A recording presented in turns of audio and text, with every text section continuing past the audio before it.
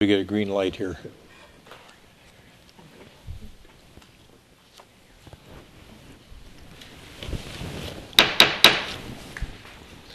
Well, good evening, everyone, and welcome to the August 21, 2012 meeting of the Edina City Council and the Edina Housing and Redevelopment Authority.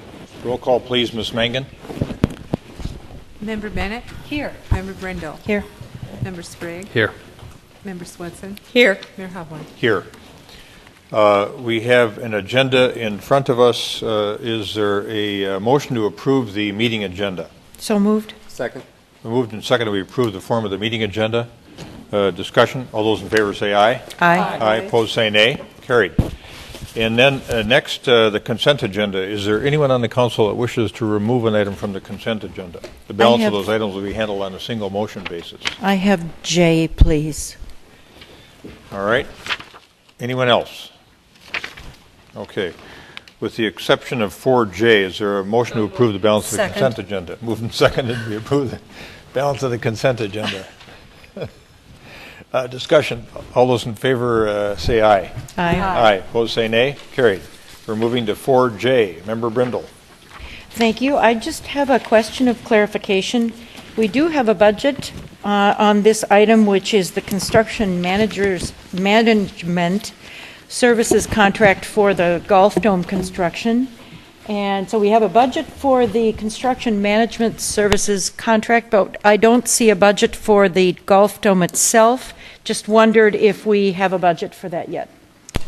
Councilmember Brindle and members of the council, we do not have a firm budget for that project at this time. One of the services that we will get from the construction manager is to assist us in creating that project budget.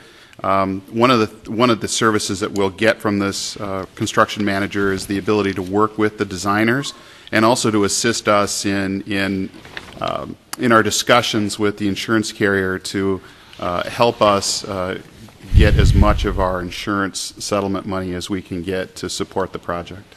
I think that's the basis for my question as to whether the insurance settlement is going to fund the replacement of the dome or whether we need to make additional funds available. At this point, we know that we have received $668,000 of the insurance settlement. We believe that, and the insurance carrier believes the settlement, when it finals out, is going to be over $1 million. But at this point, it's premature to tell you what that project is, other than we want to create a project there that's better than it was before, but probably of the same scale, certainly. So it's in order to stay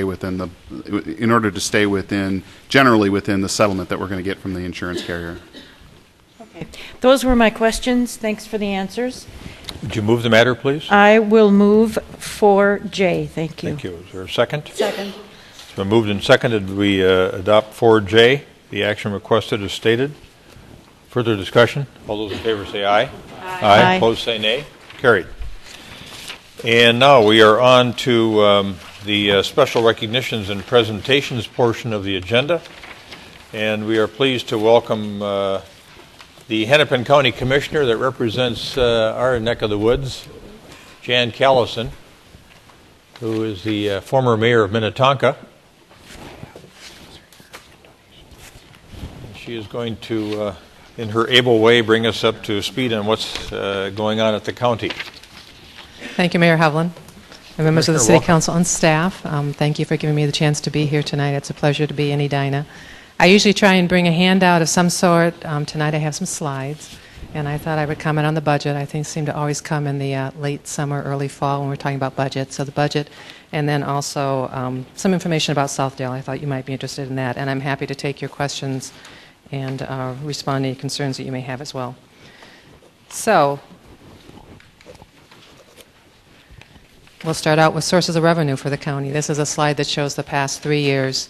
The blue line is 2010 actual, the red line is 2011, the budget, and the yellowish line is 2012, the budget. So the first column is property tax. You'll see in the past 3 years we've held the property tax levy flat, if not declining slightly. Federal funds have stayed pretty much flat.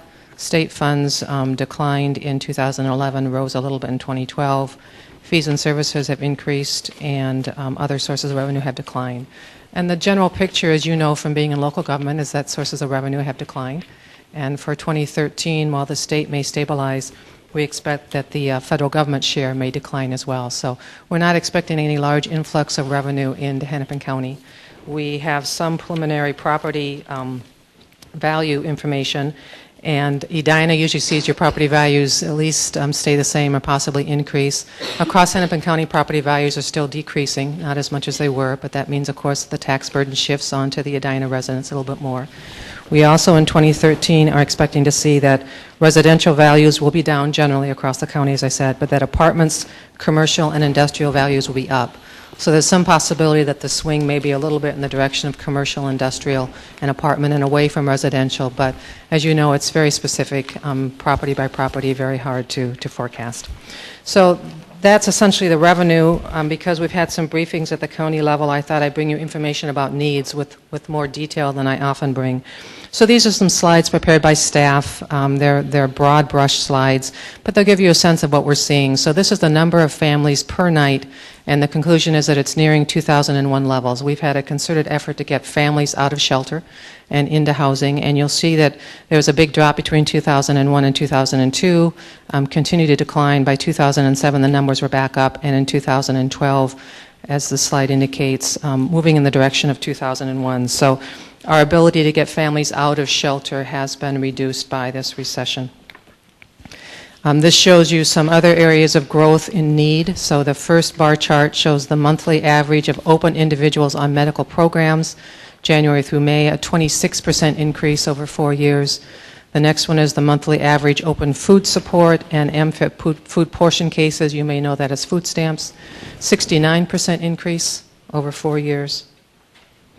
Monthly average calls to child protection, a 28% increase over 4 years. Monthly average calls to adult protection, 13% over 4 years. And long-term care consultations, I believe these are required by Medicare, 26% increase over 4 years. At the same time, over those 4 years, we have decreased social work staffing level by 14%. So as we have dealt with declining sources of revenue, we have done that in many cases by leaving positions open, by increasing wait times, by slowing down some of the service delivery in Hennepin County. And as I indicated last year, we're reaching a point, the state audits our delivery at audits for mistakes. You can be fined if you have too many mistakes. We're beginning to worry that we're at the point where our workers' caseloads are too large, the regulations are too complex for the caseloads they're carrying, and we may begin to see some adverse impacts in terms of how the state views our service delivery. So that's essentially the budget picture. The direction that has been given by our county administrator is to reduce all departments to bring in budgets that reduce spending by another 2% next year. So again, trying to hold the levy fairly flat. And I expect that when we see the budget finalized, not everything will be down 2%, but that's been the goal. Our deadlines are that on September 11th, we will be setting our maximum levy. We'll actually be receiving, I think, the budget next week. And then on September 25th, the county administrator will present the proposed budget, and we'll be starting hearings in October. We'll take final action on December 11th, so a couple of months to go through the departments, department by department, and make some decisions.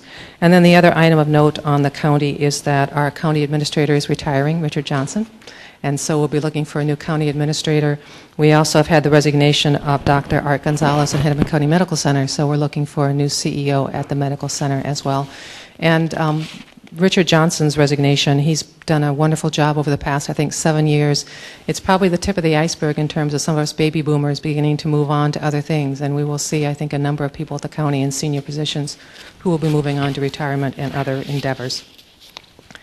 Then I want to touch on Southdale a little bit. Here are statistics for the library. You'll see that black line is total checkouts, and again, this is 2009, 2010, 2011, so a slight decline in checkouts. Library visits fairly steady, that's the red line. The green bar is the internet computer sessions, and the blue bar is reference questions. What we found in our libraries generally is that ebook checkups are up dramatically, or checkouts are up dramatically, although it's still a small portion of library services. But visits to libraries have not conversely declined, as you might expect. So we see people continuing to use our libraries and making use of the resources there. And then this, just to complete the picture, is the Edina or the Grandview Library. So again, a fairly steady usage pattern in Edina. But if you visit our service center, you may not be there just for the library. You may have gone to use our service center in terms of driver's license or license tabs. And you may also use our court system, so I thought I'd touch on both of those. And one of the casualties, I would say, of this budgeting environment is our service centers.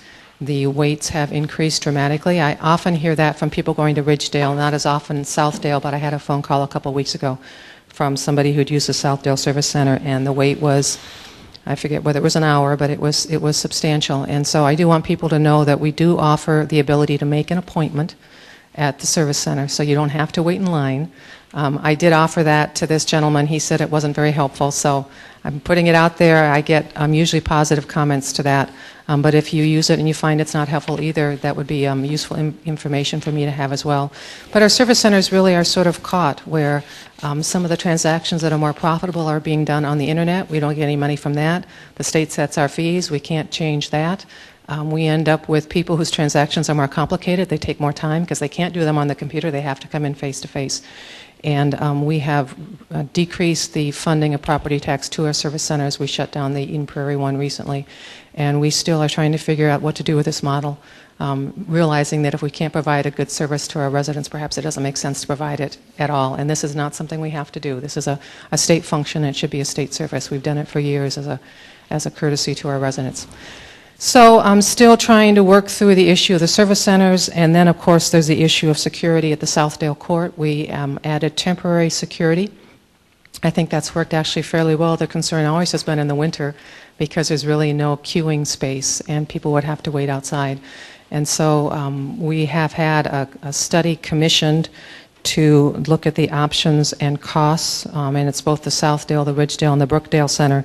That study is to be done this month. I haven't seen it yet. And then after it's completed, we have a visioning session being held with the courts so that we can work with them in terms of changes in schedules, trials, ways to decongest, if you will, our suburban courts. And then another meeting with the police chiefs and the city attorneys is scheduled for September, and all of this should lead up to a report to be delivered to the county board in November, and this would move into our budgeting in terms of what the cost would be to have permanent security of the courts and how we would pay for that. That's one of the reasons why we're looking at 2% decreases, because that would be an increased cost that would have to be handled somehow. So that also is a topic of conversation, and I know that we have had input from staff, I think, on this issue, certainly staff on other issues the county works with.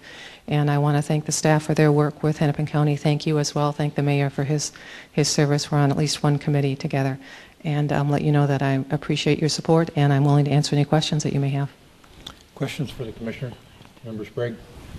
Thank you, Commissioner Callison. Good to see you. On the internet computer sessions for both Southdale Library and Edina, they're down over a matter of years. Do you attribute that to more people enrolling in their own internet access at home, or? I haven't heard staff explain what that number is, and I think it's just sort of episodic. You know, as people get more sophisticated, maybe have more access to computers, they don't come into the library. But overall, computer usage is really strong in the Hennepin County system. So I don't think staff has any concern with those numbers at all. Thanks. Other questions for the Commissioner? Member Bennett? Yes, thank you, Or Commissioner. comments? Thank You're you, welcome. Commissioner Callison, for your presentation. It's obvious from your comments and the information that you brought tonight that the focus of county services is a lot of provision of human services. I understand that the county is also very involved in the provision of some transportation services, road ownership and regulation and that sort of thing.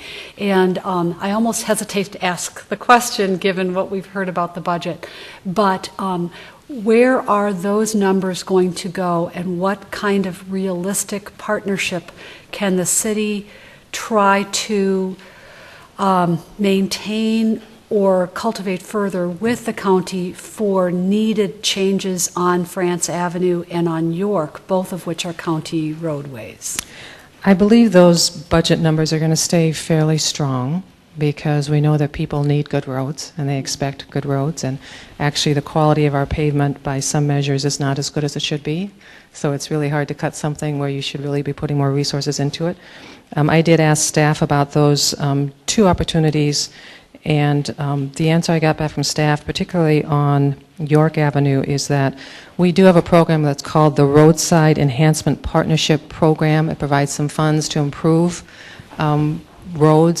Today we had an item in Minnetonka to bury power lines underground. It does some of that in certain parts of the county, not the whole thing. But our staff has been talking with your staff about those funds and the possibility of using them on York. What we have done in the past is sort of work with the cities and approve it. Now we're going to go through more of an RFP process, is what I understand it. So it'll probably be more competitive, reflecting perhaps the fact that there are fewer of these funds around. But I believe staff's been in contact with your staff talking about that possibility for York and making sure they're aware of the window of opportunity to apply for those funds. And these are these would apply for non-motorized transportation uses talking about and needs trails? as well as motorized. Speaking more specifically about safe pedestrian crossings, sidewalks, there are some right-of-way issues that we're facing. I know that, again, they are county roadways, so that's the kind of partnership that I guess I'm looking for. The roadside enhancement, I believe, would be more for visual, power lines, vegetation. I don't think you'd find it being used for trails, access signals. I do know that on France, where there's a grant that you received that came through the Transportation Advisory Board, that our staff is involved with your staff on that, working it through. Usually on the county roads, for enhancements like that, there is a local share that we ask. So the majority of the money is put up by the county, but we do have a cost-sharing calculation, and we ask the locality to participate as well. At this point, the design that was approved at our last meeting, the grant that you mentioned, $1 million federal money, represents about 25% of what is anticipated to be spent, and that's exclusive of any additional right-of-way that needs to be acquired. Mm-hmm. And I forget how it was presented at the Transportation Advisory Board. You may remember, Mayor Hovland. I suspect that when the city made application for it, they had some sense for where the funding would come from. Well, I think Member Bennett's referring to the plan that our Edina Transportation Commission has come up with post the extension of the sunset date that right. we had rather an than active a bridge discussion on at the tab. Right. And so I think the costs have come in higher, especially the projected cost of right-of-way acquisition. I think Okay. it's over $2 million. But we haven't had any conversations with those landowners yet. But I think one of the things we've talked about is in this process of making it easier for people to get safely across France Avenue. How can the county help with that? And then also this beautification element, the Roadside Partnership Enhancement Program, with those wide boulevards on both France and York. At least in my conversations with your engineer, Jim Grube, in the past, it seems like it would be something that the county would be willing to do, and if we need to be moving quicker, we need your advice on that than we are moving right now. Well, let me follow up with staff. I was going to say it's probably a staff-to-staff conversation to start with, and we try and treat all the municipalities equally in Hennepin County in terms of what our policy is, but I can follow up and see if there's more that we should be doing in that regard in terms of getting back to your staff or to you. Just to leave the record clear, the original funding, the $1 million grant and the requirement of $1 million in local money, that was never going to fund completely the original project, the one that got, where the scope was approved to be changed and the sunset date extended. That had been roughly calculated at $2 million, but that again was exclusive of any acquisition of right-of-way for the ramps that would have been required. So we were probably looking at least a $4 million price tag on that as well, but only at one intersection, 72nd Street, whereas this is now 3 intersections plus a 4th intersection to be addressed with the first installation of 9 Mile Creek Trail. Well, it only points out how expensive and complicated these projects are and how important it is to work in conjunction with other units of government. But if we could be moving, let's say in tandem or in parallel with the France Avenue project on York Avenue with some beautification improvements, we're all for it. Okay. I'll take that back and follow up on that. Okay. Member Sprague. I just a quick follow-up to that. I also thought there was additional monies available through Hennepin County Community Works, and this came up in conversation with staff when we were reviewing the county's 2009 master plan for France. And so I'm just wondering if that would be available as well for a funding source. That it has to relate to economic development, but obviously the improvements we're doing to bring pedestrians into the area, into the local business area is going to be, and then the development potential of improving the transportation infrastructure will have some impact on future economic development. Well, I'll follow up on that as well and get back to you. Appreciate it. Member Bennett. I have a follow-up question, Sure. or not follow-up to this, but going back to our original exchange, which is about the human services that the county is providing. And I have followed the information that you've sent out in your newsletter. It's been really helpful. Good. The links to census information that you've sent have been really helpful. There is some finer data in there that focuses on this community or compares and contrasts our community with the others in Hennepin County. Right.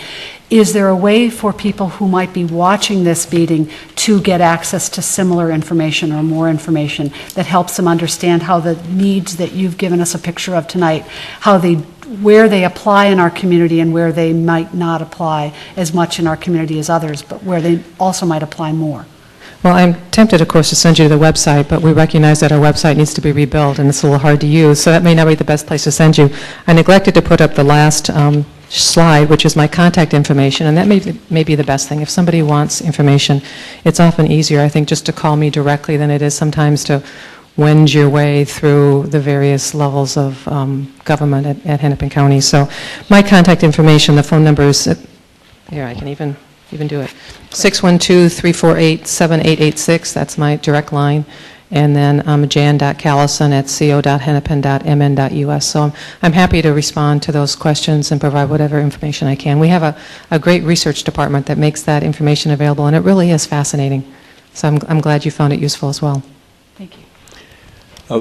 You know, we are sensitive to the notion of court safety, but we would hate to lose this service center in our community, because it not only serves Edina, but it's right on the Richfield border, and it's going to be important that we try to figure out a way to work with the county, work with you to try to maintain a service center in Edina, and whether it's there or some other location that we can figure out where those safety enhancements can be made. Let's make sure that we don't.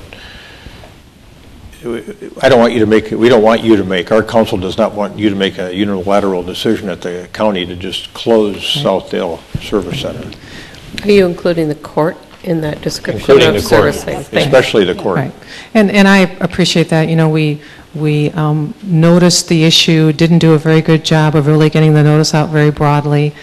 Did get responses from our cities saying, we really want to be partners with you in talking about this, and that's why we stopped. We did the study, talking to the courts, because it is a complex situation. So, you know, if all the court cases are scheduled at 9 o'clock and everybody shows up at 9 o'clock and they can't get through that security, then you've got an issue if they're scheduled at 9 o'clock and 10 o'clock and 11 o'clock, and you can spread that out. If that's possible, you've got another way of handling it. But we heard, or at least I certainly heard, and I know it from being in Minnetonka, that these local courts provide a service. They're accessible. When we talk about justice, it's not just the outcome, it's whether you can get to court. You know, it's how much does it cost you to get to court? Do you have to go downtown and park? Do you need to put your child in daycare someplace? I mean, all those things go into the court system. And so, like all of these issues, it is complex. We have a system where the state, I would say, has passed costs on to the local governments, and the local governments are now saying, you know, we're about where we can be. We can't do much more. So how are we going to get more efficient? How are we going to deliver services differently? You know, what are we going to do to make sure that we still have these services, perhaps not quite in the same form? And that's our challenge with the court. That's our challenge with the service centers as well. Okay, good. Member Swenson. Well, and besides for our residents being able to get to court, we also have police that have to show up for different things, and when it's convenient, that means it's easy for them to get there and not take away from what else they're doing here. It also means if our city attorney isn't separated between two courts, that he can take care of his cases instead of needing to be two places at once. So we have a number of even budgetary concerns, along with our concerns for our residents being able to get through the court system. And I do appreciate that. As we were talking about this, I'm also reminded, though, we have 45 cities in Hennepin County. We have 4 court systems, 4 courthouses of this type. So there are a lot of cities that wrestle with, we don't have a courthouse in our city. We've got to send somebody. How are we going to balance this and make it fair? Good. I think just as a final comment, you had referenced earlier that the two of us serve on the Transportation Advisory Board of the Met Council, also on the Community Works Committee for Southwest LRT. And I know everyone on this council knows what a fine job you do, but you should be commended for it, so people in the audience and at home that will be watching this broadcast know what a good job you do as well. Thank you, Mayor. Representing our interests and representing the interests of Hennepin County, the entire county. Well, it's a pleasure to have the opportunity to do it, and it's a pleasure to serve with you on those various boards. So thank you for your service as well. Yep, thank you. All right. Good night. Thanks. Thanks for coming in. Well, this is a time of the year when we have some pretty exciting things going on. One of them is the 2012 Images of Edina Photo Contest Awards, and Jordan Gilgenbach from our communications department, our communications coordinator, has the presentations this evening, and we've got some contest award winners, Lori Ann Yang, Megan Norman, Dennis Plaster, Lisa Haffey, Ann Geerton, and Ty Dowda. We're going to talk about them in sequence here. And Jordan, look forward to this presentation of the winning photographs. And then we'll get some photos. I see a lot of people in the audience anticipating this presentation, so thanks for turning out.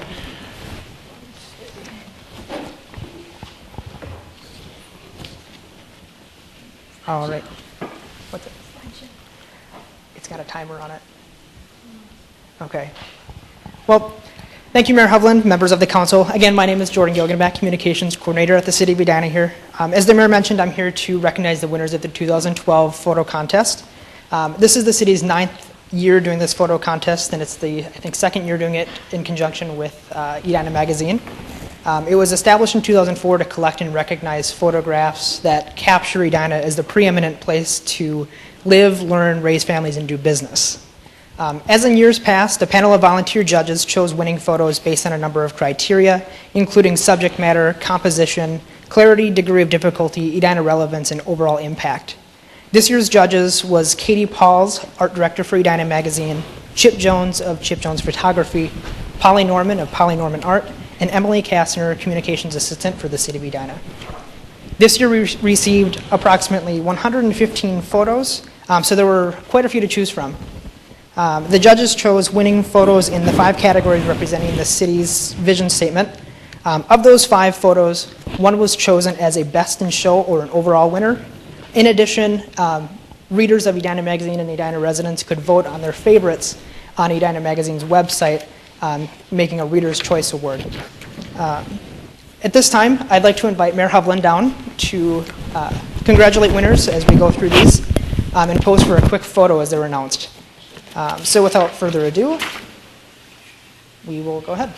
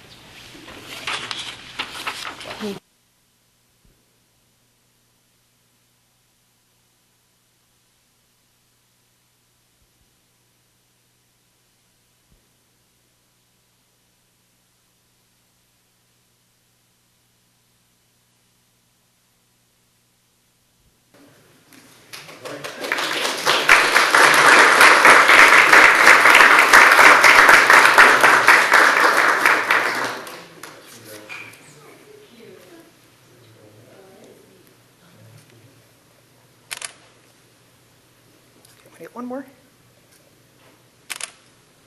Thank you.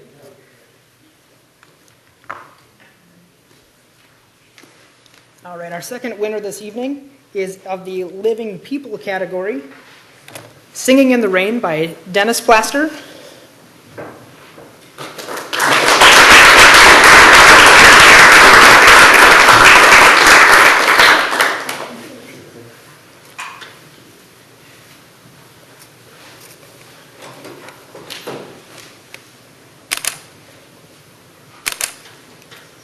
Great, thank you.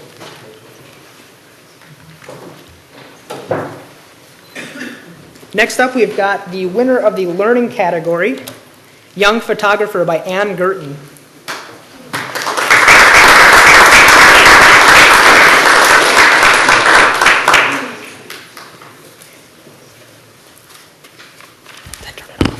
Thank you.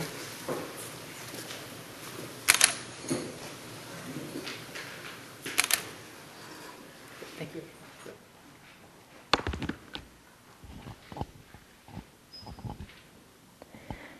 All right. Next, we've got the winner of the Raising Families category, Sunset Swing by Megan Norman.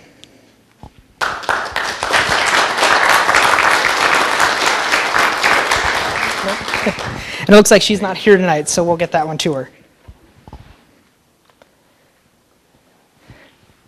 All right, next up we've got the winner of the Doing Business category, which is Creek Valley Water Tower by Lisa Hafey.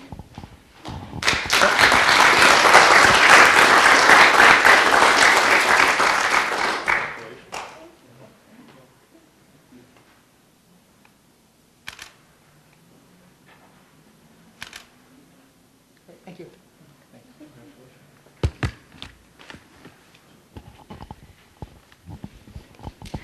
All right, now of the rest of the category winners, our final one is the Reader's Choice Award, and that is Stay Back by Ty Dowda.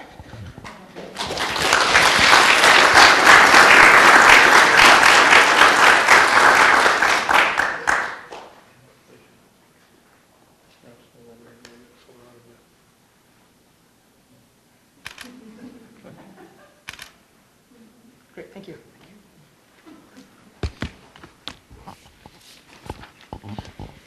All right, so that does it for our category winners, and the long-awaited is the Best in Show winner, and that goes to Dennis Plaster for Singing in the Rain.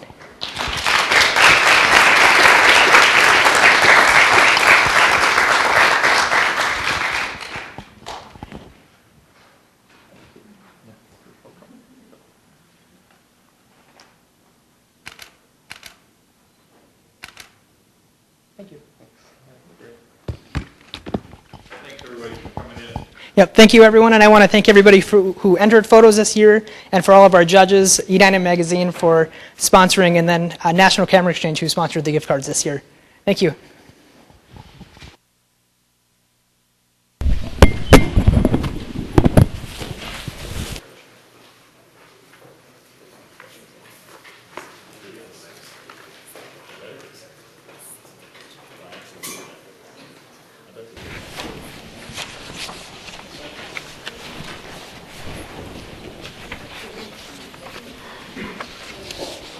Next, we're going to move on to the community comment portion of the agenda. Is there anyone in the audience that wishes to address the council with regard to an issue of import to them? Any concern? All right, seeing no one coming forward, we'll move on to the next portion of the agenda, which is the reports and recommendations portion of the agenda. The first matter in front of us is a proposed resolution involving Edina's Emerald Energy Program, the potential approval of an application, and in more simplistic terms, I guess the potential second use of PACE in our community behind the Murphy Automotive project. So, welcome. Honorable Mayor and City Councilors, before you on your agenda, 7A is... Would you identify yourself, please? Oh, I'm sorry.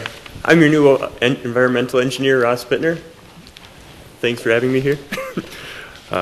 Resolutions 1294 and 1295. It's a two-step process for the Edina Emerald Energy Program, authorizing PACE financing, property assessed clean energy financing for Francet 50th LLC, and that is the current home of the Salou Bar American. This is essentially a $40,000 property assessed or property backed loan for about a $50,000 energy improvement retrofit. There are representatives of the applicant here to answer your questions if you have any, and that's the sum of my report. Staff has reviewed it, and we recommend its approval. All right. Member Bennett. Thank you. I have a few questions. I note from the documents that the interest rate, that the city's interest rate in this transaction or funding is 7.5%, and the bonds are 5.5%. Does that 2% cover the city's costs? In general, as we learn to process the applications, we're probably a little bit short, and then the size of the application also comes to bear. But in the long term, it should. But that's something we'll have to reassess as the program matures. What ability do we have? I understand that there were some setup costs to the project, the program as a whole, and that we received a grant of $10,000 to do that. A lawyer, I believe, with the Fagery Law Firm drew up the documents. So, and this is our second project, so I know that we will learn as we go. What ability will we have to change that margin to make sure that on a city level the program is paying for itself going forward? I can take that one, Councilmember Bennett and members of the council. You know, this program, the details of this program were established by the council, and it's the council's discretion to change that aspect, the interest rate spread. We can also accomplish something similar by charging a greater application fee, more of a flat cost. And I think right now, I think is it $100? I think is what we do have is $150. So we have a flat cost, and then we have this interest rate spread, and as we get better at this, we hope to get more precise about who's working on the applications and how much time they're spending, and get a much better, cleaner knowledge about what our own cost structure is. And I have no wish to have the costing structure be prohibitive or discouraging. However, given how we organize our budget and the transparency that we have and accountability, it would be important to me that this program not be subsidized by some other fund unless there, for instance, was to be another grant obtained for it, or it was to be something that was dedicated to this kind of initiative. Also looking in the documents, the reference to Bremer Bank, I know that one of the obstacles to establishing this program in the first place was that there was not a bank or lender in Minnesota willing to become involved. It was new, it was a new program, and that the financing was coming from California. Is this the first Minnesota bank to invest? I think Mr. Kalin, Jeremy Kalin, could probably handle that question. Thank you, Mr. Mayor and council members and Member Bennett. Jeremy Kalin, President of Eutectics Consulting, and I joke I'm a recovering state legislator. I was actually the chief author of the PACE legislation in the House when I served. I think we passed it in 2010. The deal before you is historic for a couple of reasons that you identified, Member Bennett. One is it is actually the first PACE, Property Assessed Clean Energy Project, in the country funded by a non-California source. So you hit on that it is the first Minnesota bank playing. It is also the first time that a non-private equity fund has come to play. We've worked really hard to build an investor network. We actually have $20 million or so lined up of community banks and community development financing institutions and other community-focused investors. The mayor's been a great champion and continuing to push us along this route. And it's been a lot of hand-holding with Mr. Bittner and the rest of city staff in working out those kinks. We are all sort of doing it as part of business development, wanting to see economic development happen, want to see the program continue to be marketable. And I think we've probably put in 40 or 50 hours of time. And certainly there's we're not getting paid for adequately for our time on the project, but believe that if we can work this out properly as an enterprise from the city side and an enterprise on the private sector, that you'll see a lot of activity in the city. And as you know, lots of cities are trying to follow the lead here. So it's historic in really keeping that in the community, making this what we're calling the Main Street model. And then last question, and for anyone, is that in resolution the point number 3 speaks of equal annual installments, referring to the principal, not the principal and interest. So in other words, the payments will change over time, but it's the principal that's remaining equal. Am I correct? That's correct. It's constant principal. Thank you. Member Brendel. I have no problem with this proposal. I'm very excited about it, actually, to have a business at 50th and France get involved in this, and hoping that kind of spreads. And in that, I understand the need to add 2% over the cost of the bonds, and I want to make this program attractive. So I'm wondering if there's reason to maybe amortize that 2% over time and pay ourselves back by aggressively marketing this program to enough businesses that we have enough people interested in doing this so that we can maybe just do 1%. I'd hate to ding a business for 2% by doing something that benefits our city and helps us sell the program. Mayor, and sorry, it's my legislative training to always defer to the chair to hand the mic over. Member Brindle, you're exactly right. We've really worked hard, and I think there's some work that we have to continue to do to continue to tweak the program to make sure that it's marketable. Because I totally get the notion of enterprise funds paying for themselves and not drawing down in other areas, but economic development also should be paying for itself as part of a long-term strategy. So we're having those negotiations right now with the parts of that investor network to figure out where's that sweet spot. And there are also, one of the things that's emerged is that there's a lot of money that's been interested in investing in businesses and helping them save money, and put folks like Bill Begonic from Energy Misers, who's here, who's going to do the lighting upgrade. But it's been a matter of the financial engineering around the deal and the lack of security. PACE brings that security, so it's all sort of figuring out where is that sweet spot, and is there another reason, because the rates have been too high perhaps to make these loans that have been sitting out there marketable. We're going to keep learning by doing. I very much appreciate the notion of figuring out where is that sweet spot from the city's perspective, so that we're not overpricing the loans. I can tell you that some of the investors are talking about dropping 25 or 50 basis points ultimately, maybe even more, on what they might need to make this work, which goes to show how cheap municipal bonds are right now, as you guys know, on other projects. So it's just, we're going to keep learning by doing, hopefully, and hopefully you'll see a lot more of these projects in front of you. Mr. Keelan, why don't you comment on the historic element of this, and that is your effort to find Minnesota financial institutions that are willing to look at these property-backed loans.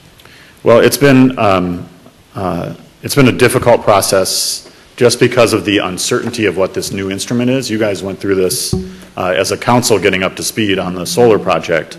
To be honest, on the energy efficiency side, the payback for energy savings projects, once you start monetizing the tax benefits and working it out to make sure that it fits the picture of the business, on this project, it's zero down, zero money up front, cash flow positive for all 5 years. The worst year is a $7,400, in terms of real money, $7,400 net positive for the restaurant.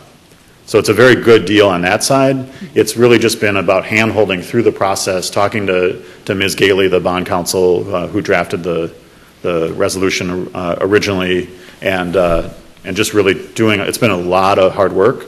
I do want to recognize Senator Franken's staff, Catherine Blauvelt, who's in the audience as well, who has done a lot of convening of those kinds of conversations, and I think in a lot of ways spurred on by the model that you guys built, that the city built, and your bully pulpit leadership, Mayor, to say we should be having money circulate within our community and our state. And Bremer, just they get it. They're community-focused bank, and they're meeting their mission. And lo and behold, also, this increases their Community Reinvestment Act score.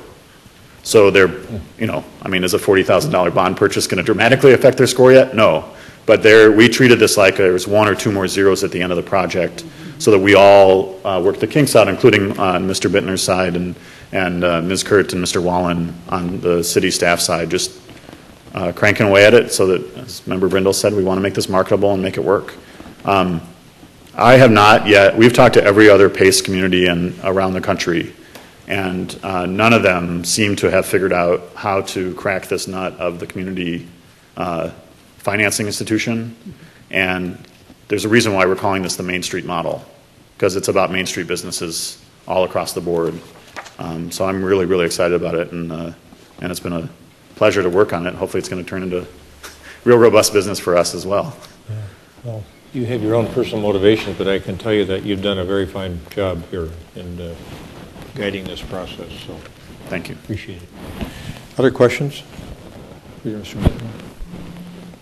Kalin? Okay. Thank you. Do we have a motion on this matter? So moved. Second. Got a motion and a second to approve Resolution 2012-94 and 2012-95 involving the Edina Emerald Energy Program. Further discussion? Yes. Member Brindle. We are approving, if we vote to approve this, we are approving this at 7.5%. Is there any interest in lowering that by 1% to 6.5%? Well, I heard from the information today that 7.5% doesn't quite cover our costs. So at this point, we're a little bit minus to break even. So until I can figure out a way to get those costs down, I would prefer to have the costs covered, or at least close to covered. You know, on the first project, we did tend to underwrite it a bit. I think we can get our costs down over time, but I didn't hear resistance about the 2% from anybody that's doing this, and it sounded like it was going to work for the restaurant. Okay. So I think in this circumstance, we should stick with the horse that came to the race here and follow through and do this one. All right, I just needed to have that confirmed. And again, as Mr. Kalin said, there is a good payback in this for the business with the energy savings that they will realize. So I think that may be why we did not hear or see that pushback. payback schedule showing the least amount of $7,400 is, that takes the 7.5% in consideration?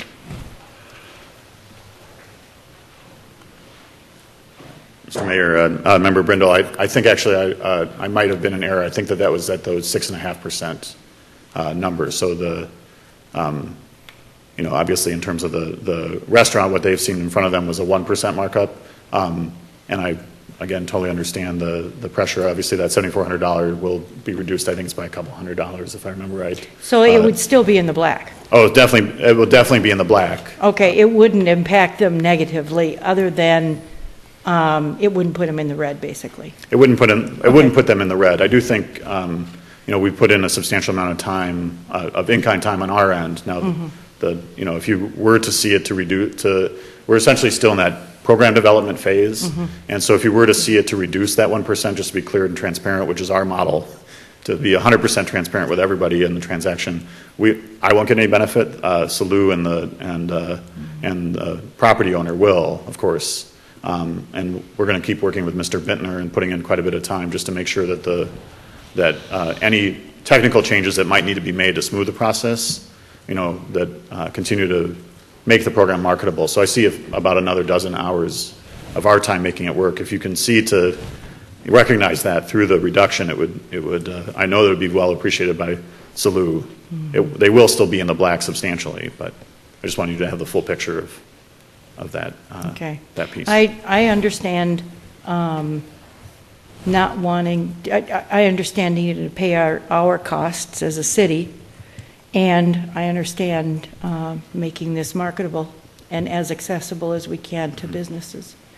So if they will still be in the black and this is still a good deal for them, then I'm ready to support it as is. And Mayor, I would say I want to make sure that we identify our cost basis clearly before we take away any further basis points on our side. So it sounds like once we have a track record of administration, we'll be able to more accurately estimate the actual expense, and we won't be making money on it. We'll just be covering our costs accurately. I think it's a good point, and we may discover in looking at that underlying information that creates a basis for the 2% markup that there are things being charged that we as a council don't like don't need to recover. But I think we need to have that data so that we understand what the 2% markup is composed of, and to see whether we agree or disagree with how it's done. Well, the ability to do this program is based on the credit worthiness of the city of Edina. So I think that has a value, and that is why we're doing this program, and that's probably why we have a local bank supporting it. So I think we need to recognize that. Yep. I think that's a great point. It is a property-backed loan after all, and using the special assessment power of the city to back that loan to create extra collateral power. And I expect that I'm really appreciative of the fact that local lenders have stepped up here now, and we've created our own funding source here in Minnesota, albeit a relatively modest one to begin with. But over time, I think as these lenders get more comfortable with this program, we'll see the rates go down and the costs go down, and so that it will all benefit the particular business that's taking advantage of the PACE program. So I'm comfortable leaving it as is. I think everybody else is too, if I hear correctly, and Member Brindle, you are too. I mean, you've arrived at a level of comfort sufficient to vote for it. I have arrived. All right. Indeed. All right. Any further discussion? All those in favor of the motion say aye. Aye. Aye. Opposed say nay. Carried. And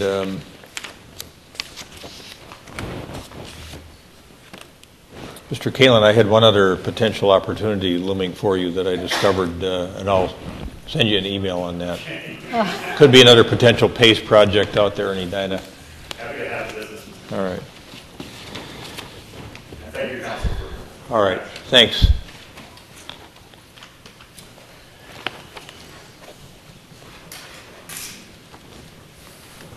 All right. We're on to the next matter before us. We should thank Senator Franken's office, too, for coming in. Yeah, thank you. All right. The next matter is 7B, the Special Assessment Policy Revision matter. And John Wallen, you have this, our Director of Finance. Good evening, Mayor and Council. 2 weeks ago, as the Council was discussing the special assessment, the new special assessment policy revision, in particular as it related to which projects that this would be valid for or start for. I had looked at the bonds that had financed the projects coming up this fall, and in that is a sentence that says the city estimates the amount, the length of the special assessment to be 10 years, and setting the assessment rate. After the meeting, unfortunately, I contacted the city's bond attorney to find out what kind of flexibility the city had based on that estimated word in that sentence. And the city's bond attorney said that gave you flexibility, even though that the bonds paid for those projects, that you could set the interest rate and the length of the special assessments different than what was set in that bond resolution of last fall. So we put it in front of you. You said you would like to see it back again, and so we are presenting it back to you again with a revision that would be that this policy would be for projects that are to be assessed after I think September 1 of this year. So projects coming up this fall would fall under the new special assessment policy.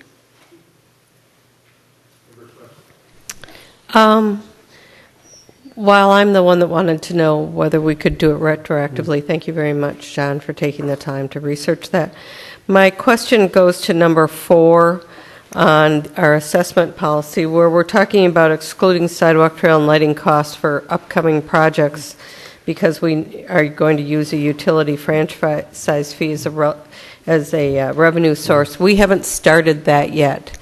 So where I'm very supportive of 1, 2, and 3 for the projects that we're going to assess this fall. If there's a lighting component, I don't think we have a trail, and I can't think of there's one small sidewalk component to it, but we don't have that revenue source yet. So I'm going to suggest that we look at 1, 2, and 3 for the fall assessments, and then all 4 of them going forward, and I'll be interested to hear what my fellow council members feel.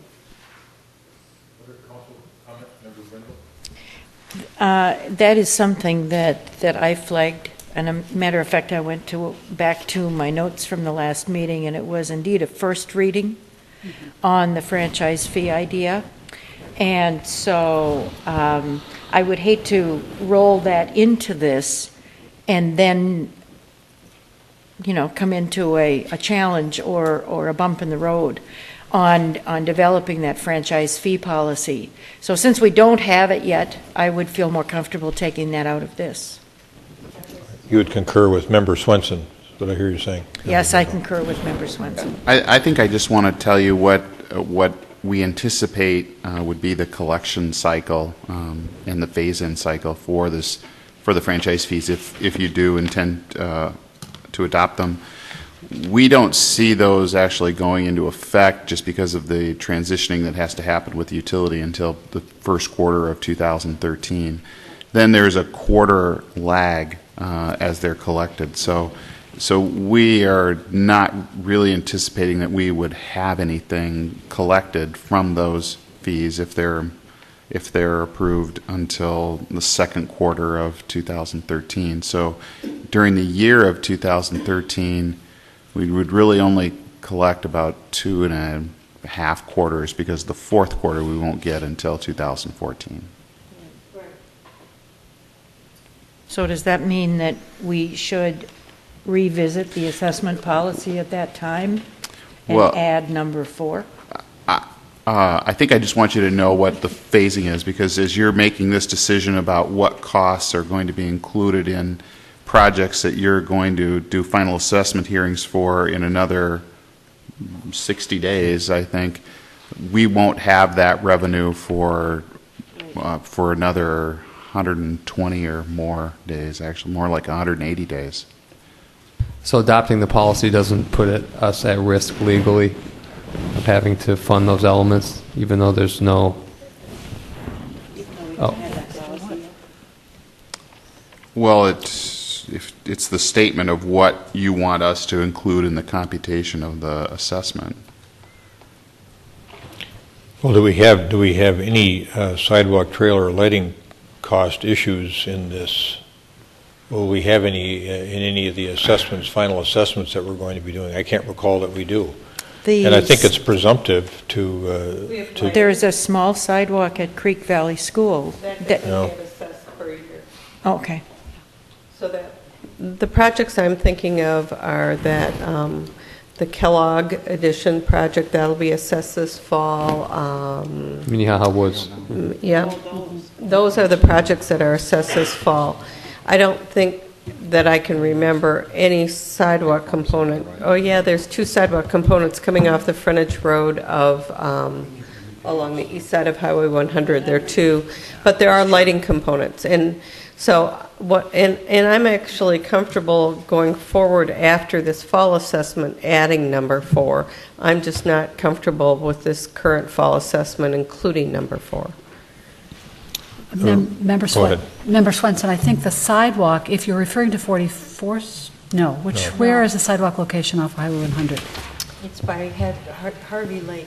Yep, Lake Harvey. Okay. Then it is. Then there is. Stubs. Yeah. Then there is that local. There's at least 2 stubs there. Okay. Roger, were you going to say something? Why don't you say something? Sure, I'll say something, Mayor. First, there's these. I don't know. I'm not familiar with the projects that are going to be assessed. How much sidewalk or anything is in them, so I can't answer that. But you will collect this money. I mean, you could, for example, if you chose to, it's a policy decision, exclude it from the assessments, and then pay it out of the, if you will, the general fund, and then repay, when you get the money from the franchise, you could repay yourself. Except that then we end up always being 1 year behind in every project that we do that we have this franchise fee for, because we're basically building 1 year on money that we're going to collect at the end of the year, the next year. So that, I've never budgeted very well at home that way. I don't budget very well as a city that way, but I appreciate that concept. What I don't know, for example, is I heard a number last time about how much money you're going to get in the franchise fee.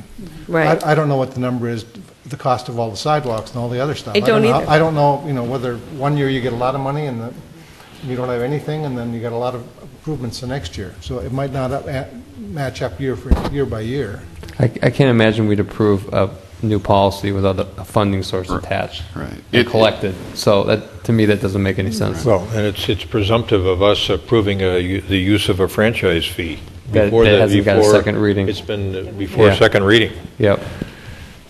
Member Bennett. There are some other issues, both with franchise fee, and then I have 3 specific issues with this. And with the franchise fee, I think part of what we are contemplating is that if we are going to have a source of funding that's spread over all of the most or all of the citizens of the city, I think the anticipated uses of that is on prioritized projects where we are addressing needs that have been identified that fit within our work plan, that fit within Vision 2020 and the values. And we know we have a preliminary inventory of sidewalks, actually that I did, but I know that we need a formal inventory of what has been built, what hasn't been built, and what is prioritized.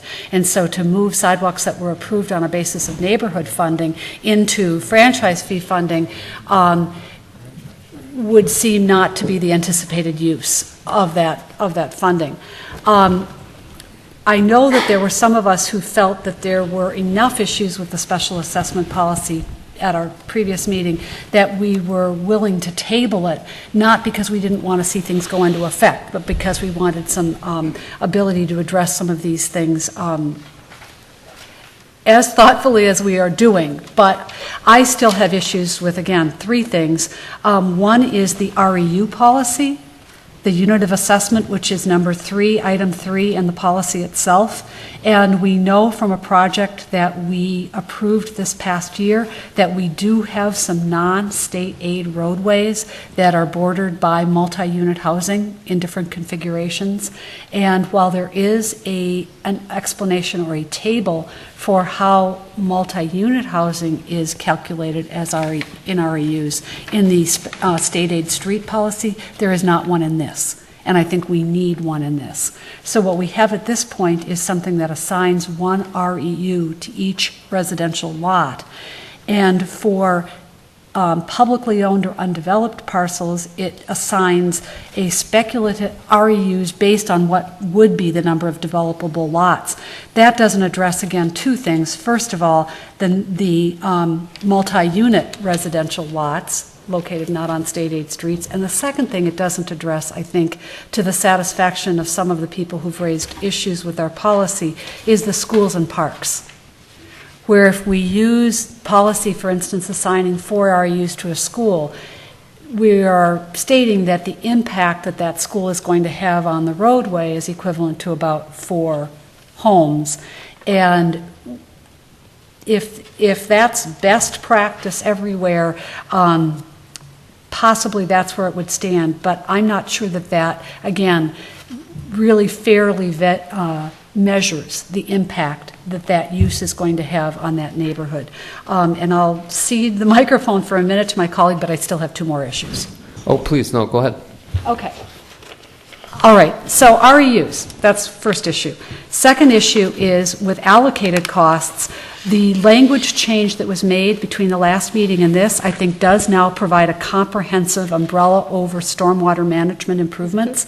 We're not specifying bioswales, but it definitely would cover them, as well as something that might be designed or developed in the future. I would like similar kind of wording. I would suggest that we use similar kind of wording for cost of sidewalks, trails, lighting, pedestrian, cyclist-related street markings, and one suggestion would be the cost of improvements to the city's non-motorized transportation network will be paid from. And again, that would be umbrella language that would mirror what we're doing with stormwater management. So that is number 2. And finally, my recollection of the work session that we had on this issue was that we had asked staff to evaluate the cost impact on the city and on people paying, property owners paying assessments of moving the part of the sewer line that's roughly equivalent to the part of the water line coming off the main under the street, going back to a certain point on the property. Water main from that, I guess, stop to the house has always been the homeowner's responsibility. And I know that in our projects, we have divided the sewer line from the line in the street to the house. We have made some allocation where there is a portion that the homeowner, property owner, can replace at their own initiative and cost and with their own contract. They are at some points invited to take advantage of the city's unit pricing or volume pricing and be part of that work. But there's also a part of that work that is not discretionary, that even though it's being paid by the assessment from, again, the main sewer line to the house, there's a part that has been discretionary, or if the homeowner has done within the last 15 years doesn't need to be redone, and then there's a part that's not. And that was the part, it was the part that was not discretionary, that was like the water main, where it's being done as part of the project. I had wanted to know what the cost effect would be of that. I think upon reading and rereading what it was that was before us at our last meeting, which I had read, but what I think the wording gave us was that the evaluation was of the sewer line from the main line to the house. And that was the determination that it would raise utility rates by 50%. Mm-hmm. I still would like to know the answer to that first question, because I think there's a question of logic.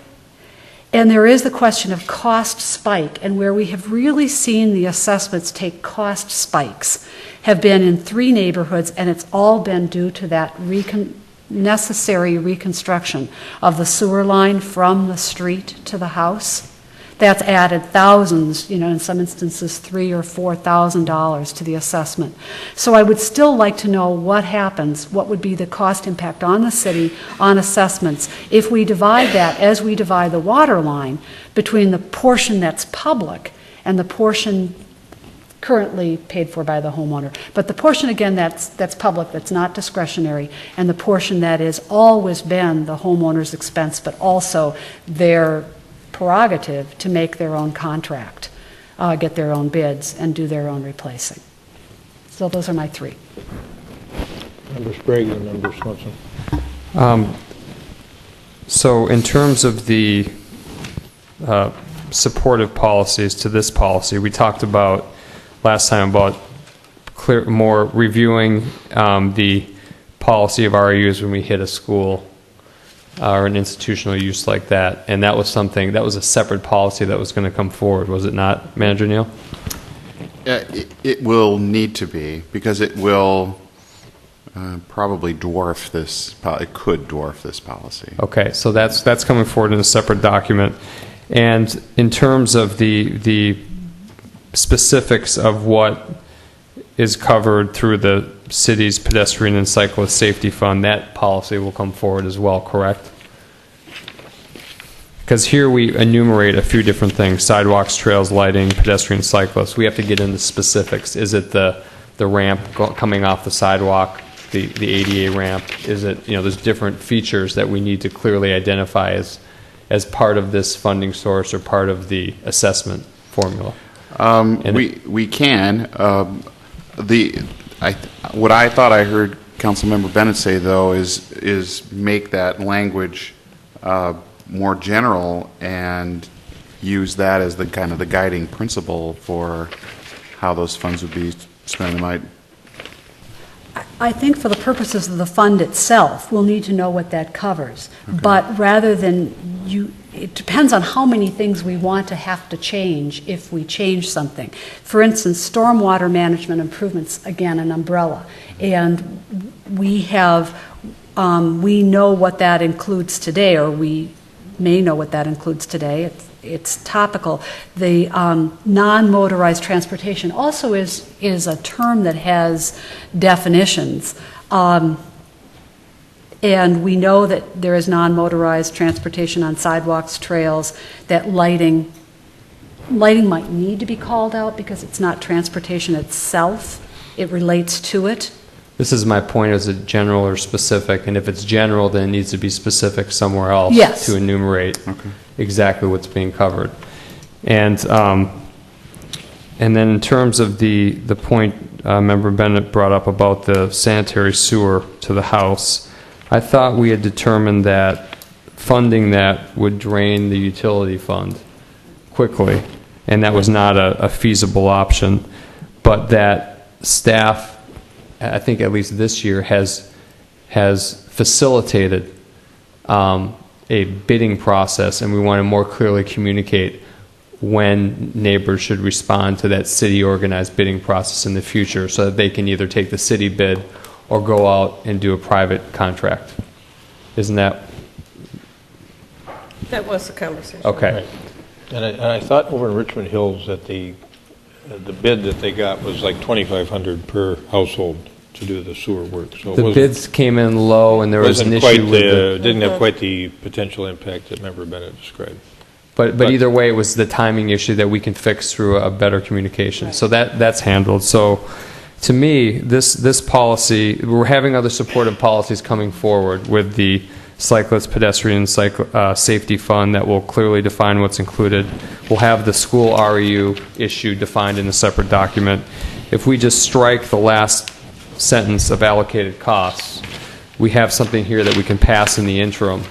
And then once the safety fund is funded and we're ready to put it into use, we can bring this sentence back, perhaps with the revisions suggested by Member Bennett, and then pass yet another version of it. The last sentence is the costs of sidewalks, trails, lighting, and pedestrian cyclist related street markings will be paid from the city's pedestrian and cyclist safety fund. Go ahead, Member Well, Bennett. your points are clear. I think the sewer question, we did not get the answer that I thought we asked in the work session. I know that the mayor wanted the answer on what would happen to, again, the utility cost if the whole line became the city's responsibility. I know that we have divided it for purposes of where we tell people they have to replace it, or if they've replaced it in 15 years, they don't have to replace it. So even though water and sewer are different, and I know they're different, we have had a way of evaluating which part is more or less under the residents' control and which is not. And there's a portion of this that lies under the street. And You're saying have the city cover the cost of sanitary sewer from the trunk to the right-of-way line? approximately. We asked that question and we didn't get an answer to it. Because he asked for the whole thing, and you just want that portion to see how that Right, model right, would model up. and I'm not advocating for that change at this point, but we don't have that information. We haven't had that information, and that's information that I would still like to get. And you're correct that it was a low figure in Richmond Hills this time, and what we were told is it's because the contractor wanted the work, and it was a low number, lower than we've seen in other neighborhoods on that portion from the right-of-way to the house. But again, that would remain, in what I'm contemplating and what we know so far, that would remain homeowners' responsibility. I am not advocating that the line from right-of-way to the house become You just want to model the trunk line to the right-of-way and see how that would affect, like as another offset to the special I assessment. want it examined for two reasons. First of all, it's logical. It matches what's done with the water line. Again, when we have to draw diagrams to explain to, color diagrams to explain to people how the funding, we say it's 100% funding, but it's not. And then we start with the charts. And here's how the water line is handled, and here's how the sewer line is handled. And it's even different from the way the water line is handled. It's head spinning. it's confusing. And so part of what I'm seeking is clarity or logic, but if it's too expensive, if it doesn't work from either the perspective of the utility customer or the perspective of the city budget, then I'm not advocating further. I just want the information. The second reason I'm again advocating for it is that it would be one way to make projects, again, relatively more affordable, and I don't think in a way that would make it unfair to people who've already had projects and already paid for projects, because in fact what we're seeing is kind of marches up in sets of thousands of dollars, and what might have been a $6,000 project earlier is maybe $8,000 now. So you add the cost of this, again, sewer from the middle of the roadway to the right of way line. Does it make a difference without being too burdensome on the city's utility system and utility customers? Member Swenson. It was my understanding that just that little diagram piece did change the sewer bill by 50%. But if we want that clarified, I think that's fine to have it clarified. I guess I'm of where Josh is, and I would support where we are now with deleting the cost of sidewalks line out of it, and then wait for further documentation to clarify the other points. Is that a And motion? So I'm going to make that as a motion. Yeah? I will second that. Okay. So your motion is to strike the last sentence of... Starting with the bullet. cost of Okay. sidewalks, trails, lighting. I second that. All right. Further discussion? Yes. I'm sorry. Member Brindle. Thank you. Just thinking about some of the things that have been said in this conversation. In the first sentence, the cost of curbs, gutters, and other stormwater management improvements, that umbrella. And looking in the future, when we do add the last sentence, the cost of sidewalks, trails, lighting, pedestrian, cyclist-related street markings, and non-motorized transportation improvements. Looking at those two umbrellas, in order to, we have to specify somewhere what we consider an improvement that would be included in that umbrella. So I would just put out that in the future, I like the way this policy is stated. It's clean, and I would just add a paragraph of definitions, what is included in those improvements and what is not, for clarity. So, that would be just a suggestion, so that we don't have to change the policy when we talk about stormwater management improvements. As technology changes, we can just change the definitions. All right. Mr. Milner. On the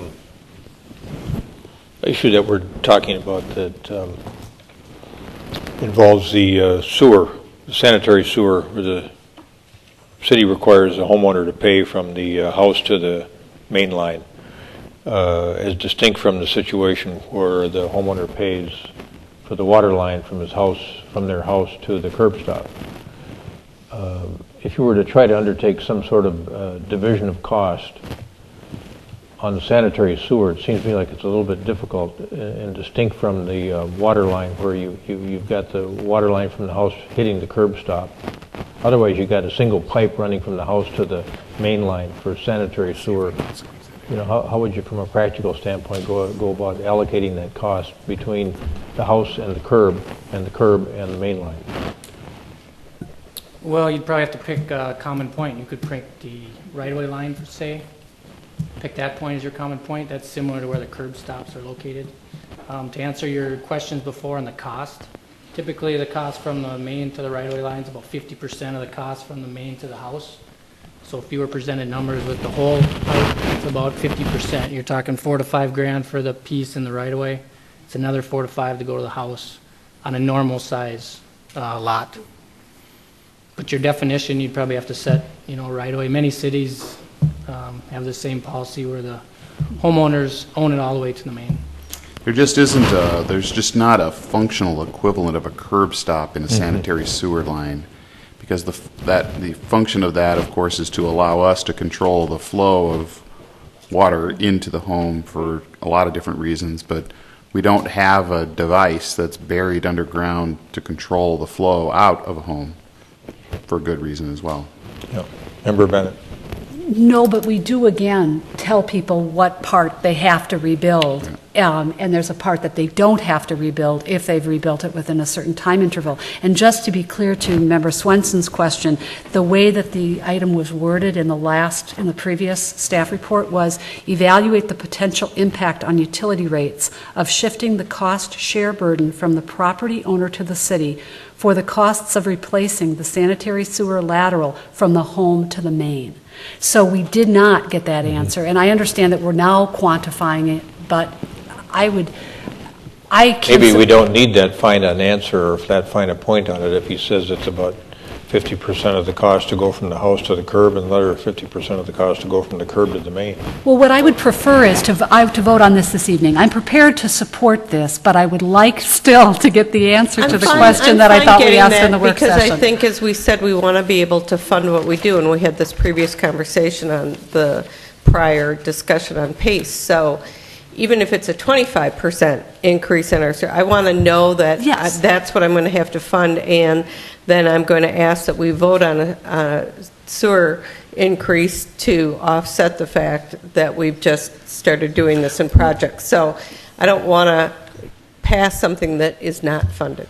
So you have to balance clarity in the policy with economic feasibility. And for us to get a number should be no problem. Let's have the number. Yeah, that's And I agree. We will. The analysis that was under discussion was primarily with Mr. Houle, and so we have Mr. Milner here tonight, and I don't know that he was involved in that discussion with Mr. Wallen and I. So when Mr. Houle, who's on vacation, gets back, we'll sit down and we'll go through that data again, and we'll provide you that information the best we can. Okay. We've got a motion and a second. Single change in paragraph 1, elimination of the last sentence of paragraph 1 on the policy. Further discussion? All those in favor say aye. Aye. Opposed say nay. Carried. All right, next matter is the proposed donations policy revision, which has been drafted by the Park Board. And we're going to get a presentation from some of the folks that were involved in that process.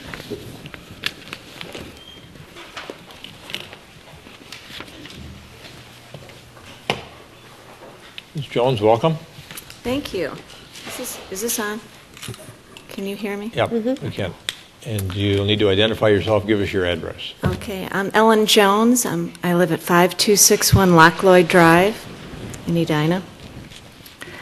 Well, first, I'd like to take you all back to how this working group came to be. About a year ago, Council formally requested that the Park Board create a working group whose mission was to recommend revisions to the city's donation policy and create a naming policy.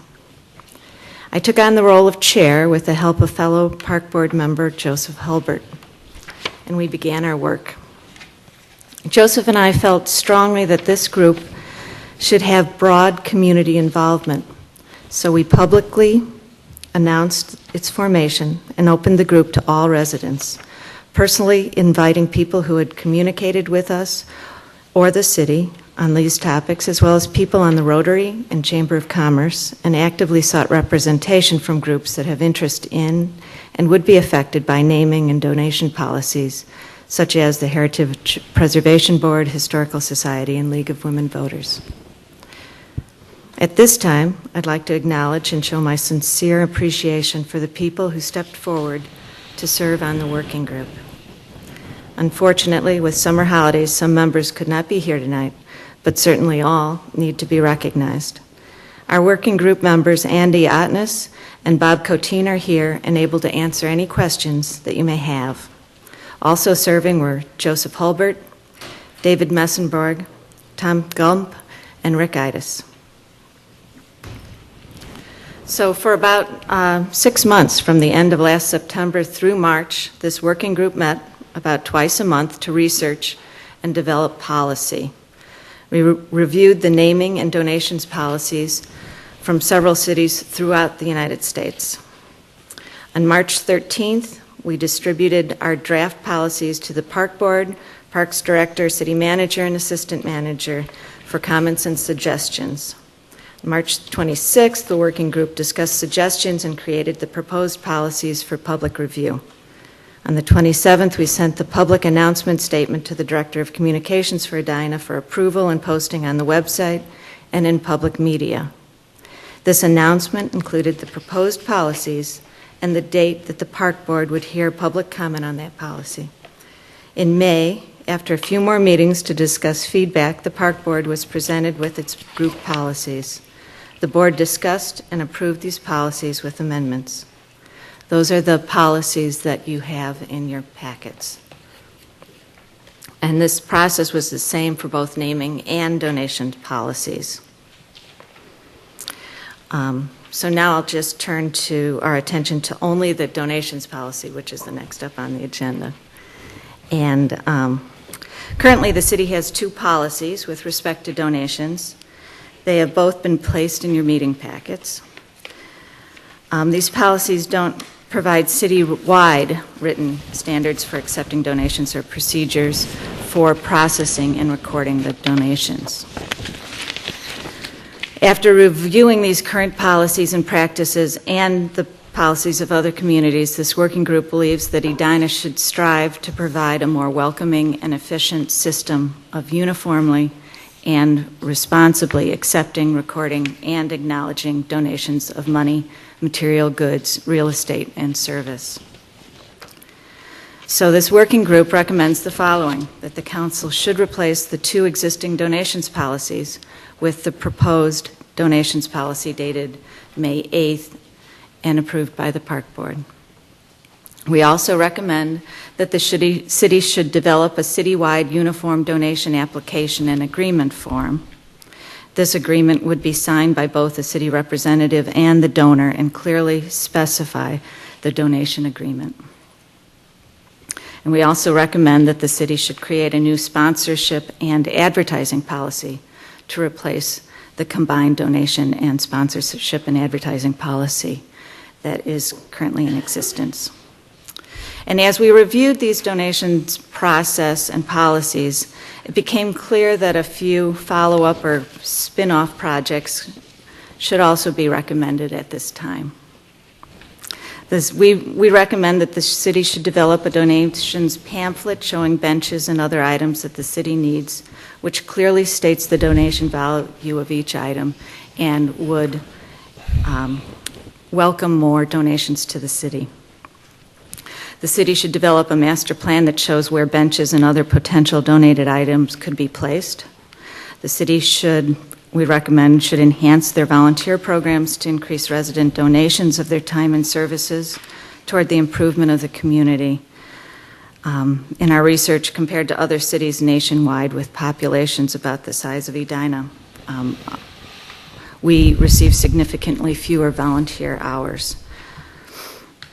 And the city should also evaluate, standardize, and enhance the ways it recognizes donors of goods and services. The goal of this would be to encourage an increase in donations to the city and to promote citywide consistency. So with this last recommendation in mind, I want to introduce Bob Coteen, who has spent a great deal of time researching past donations. I also want to thank him for creating the booklet that you all received in your packet and that he is about to describe. Thank you. Mr. Coteen. Thank you, Ellen. Bob Coteen, 5016 William Avenue. I think one of the things, I started this project basically back in about 1985, and when I was the park director. But it seems to be that we lose concept of people who have donated funds or memorials in our park system. And so I tried to get together, and I put together, I've got probably about 200 different things that have been donated with plaques, whatever. Some don't have plaques, some do have plaques. Trying to put this together so that there's some kind of a record. And I think that's important for us to have a record. There's a lot of things that people have donated to the community that it was a fine thank you in 1995. Today, we forgot about them. but it would be nice to have a record of what they actually participated or what they did. And I guess why it kind of encouraged me to go back and try to make some type of a booklet or some type of a record. I know that since the new policy that everything that is donated has to go through the council now by the Minnesota legislature, but there are a lot of things that people donate that we don't know about. If somebody who is a volunteer working with some athletic group or something, they say, well, gee, we need a few more dummies, we need a few more backstops or bases, whatever, balls. They'll just buy it out of their own pocket and bring it to their game, and that's with donation.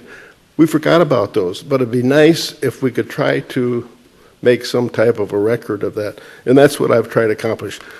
There's a lot of things in here that we have not put down. I know that there's a lot of work yet to be done on it, but I think it's a start, and I'd like to see.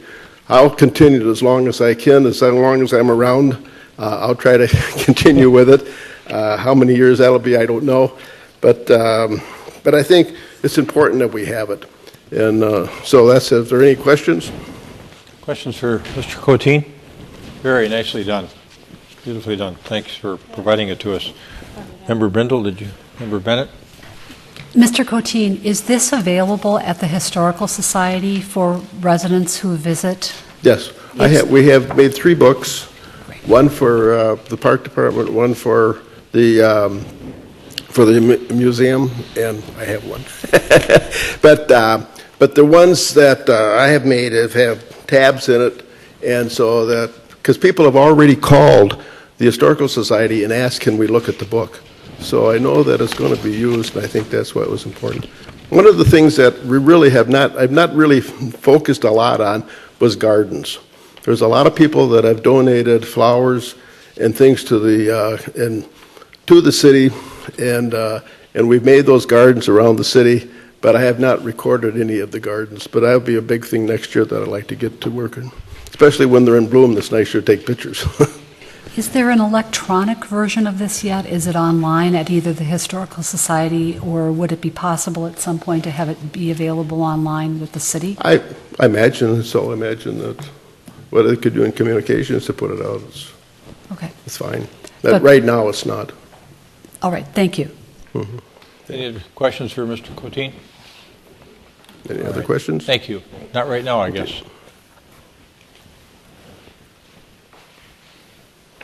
So with that, I am prepared to briefly summarize this policy, but it's quite detailed and extensive, and I don't know exactly what your expectations are. If you want for the record for me to try to summarize, I'm prepared to do that. Or I'm going, if you want to just ask questions, I'm going to just ask you what the next step should be. I have a suggestion. About 3 o'clock today, we got an email with about 8 attachments, and I am not prepared. I haven't read through all the attachments. So if that information is important to this discussion, that's not something that I'm prepared to discuss. So having received that, I would recommend that we not act on this tonight, that I personally need to take time and look at what's in those attachments. We've got policies from other cities. In that, just looking at the titles of what the attachments are, and I just surely didn't have the time before coming here today to go through all of that.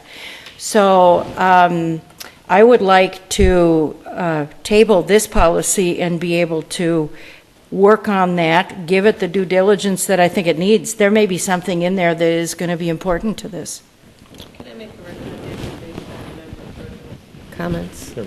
We'll go you and then. Okay. I don't know, Manager Neal, December 18th on our calendar, I don't see a work session.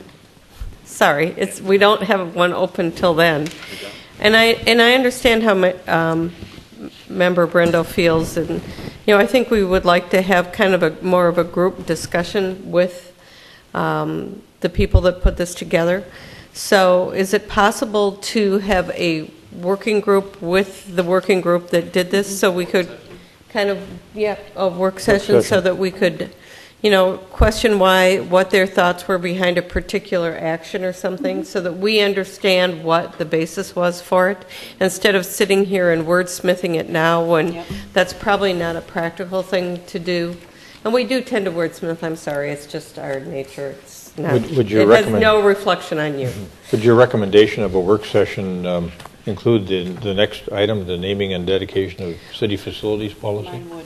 Well, I know that Member Brindle would, and I'm fine with that. Doing both of them together, I think, makes sense for an economy of scale.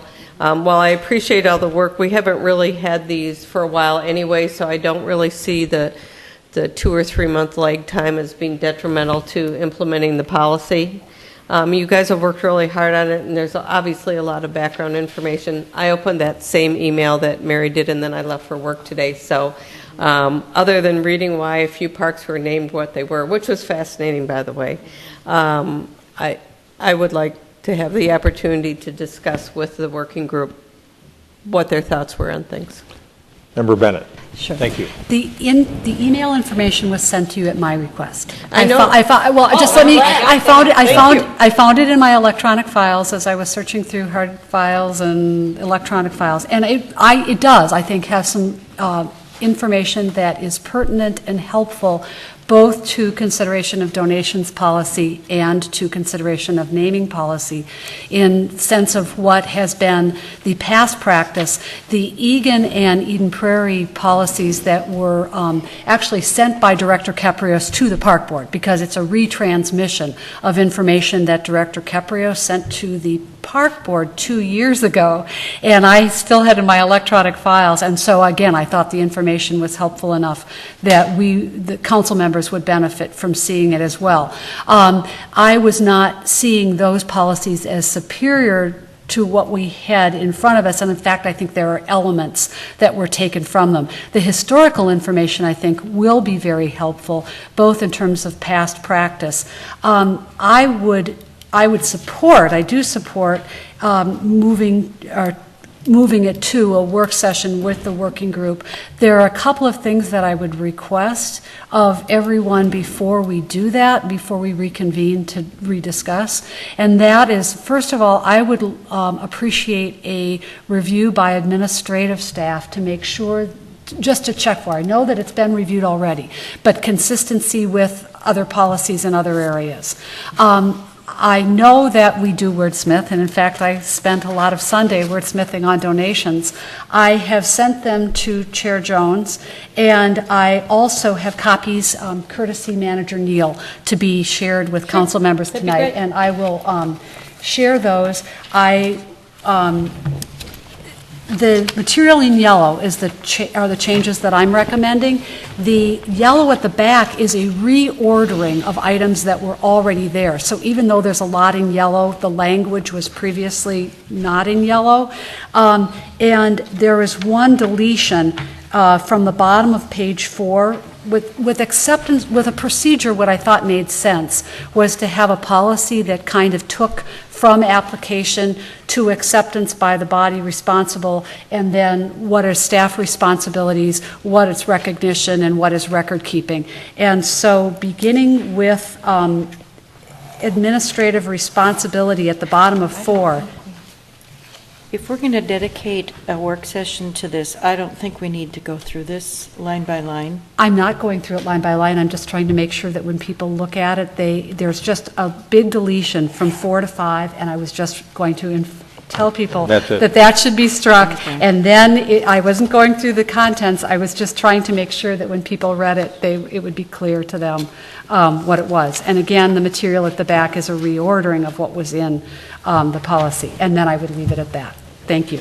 All right, thank you. Would you like a motion? I appreciate the notion of having a work session, and summer will be over, clearly, by December 18th. We can get folks together. I mean, if there's a better date, Manager Neal, I'd certainly welcome that. But when I looked at our calendar, I wish I could point to a different day, but all of your work sessions between now and then have been scheduled per your earlier requests. So, and you have you have projects and other entities that are counting on those dates now. So, as far as I'm concerned, I appreciated too the information that Member Bennett asked Director Keprios to get to all of us this morning.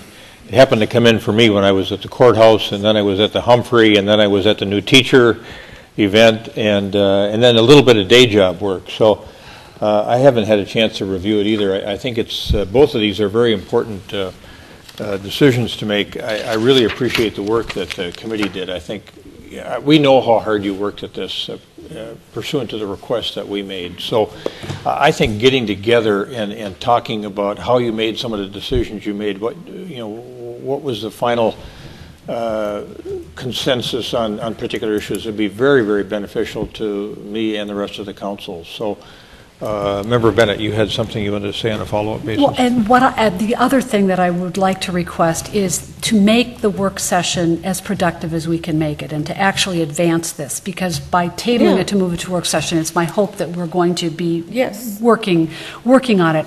I would hope that other council members will perhaps have their own recommendations in advance for what they want the document to contain, and possibly we can share them through Clerk Mangan, so that, again, when we sit down to have a work session, understanding how tight our calendar is, we can make it as productive as possible and actually advance these policies. And I think if there are any other materials that the committee thinks we should have that underlie the decisions that you made, or if staff thinks there are other things that we should have from other communities, either with respect to donations or naming policies, get them to us, and then I think Member Bennett makes a good suggestion that we all try to work on it in advance and come up with some suggestions that we each might individually have with respect to each of these issues.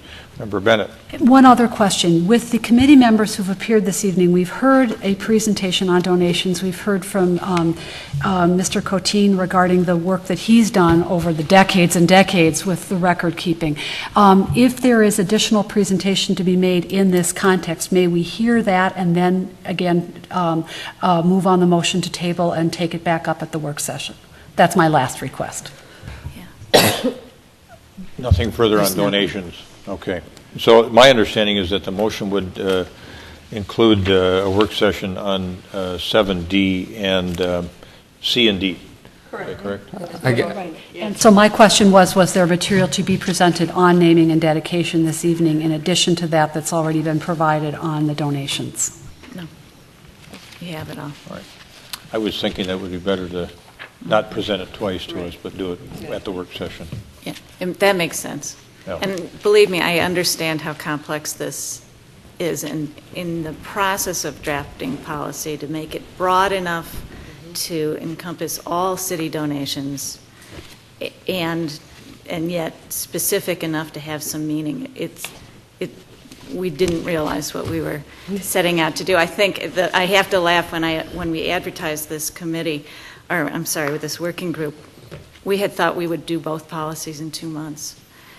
And, this was how naive we were. So I have to thank the people that stuck it out with me. It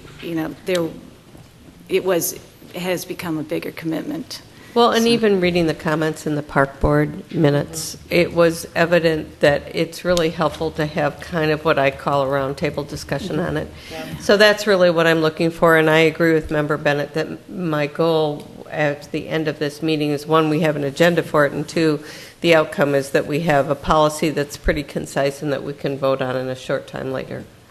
And just to clarify that last point, so we have the work session. I don't see us wordsmithing the document in that work session. I mean, to me, there's more substantive things that need to be discussed. And my overall feeling, looking at both, is that it's too long and too cumbersome and too complex. And when I look at City of Egan's policy, that's much more concise and addresses some of the same issues, having a threshold for naming and so on, and a procedure and things like that. I think it's possible to meet our goals with a more concise policy that covers both. So I just want to set the right expectation for that work session. To me, it would not be possible for me to wordsmith that at all in one session. Which is why I guess I would welcome the opportunity to see that in advance in order to be able to pass this. It's been something that's been in the works for now going on over 2 years. It will be over 2.5 years by the time we get to December. And if we meet in December, we do have, I know, substantive issues to discuss. But if we don't have material in front of us that we would support to be adopted, then I think it would be helpful to have material in front of us that we can move toward that with whatever substantive changes we want to discuss. So I would welcome.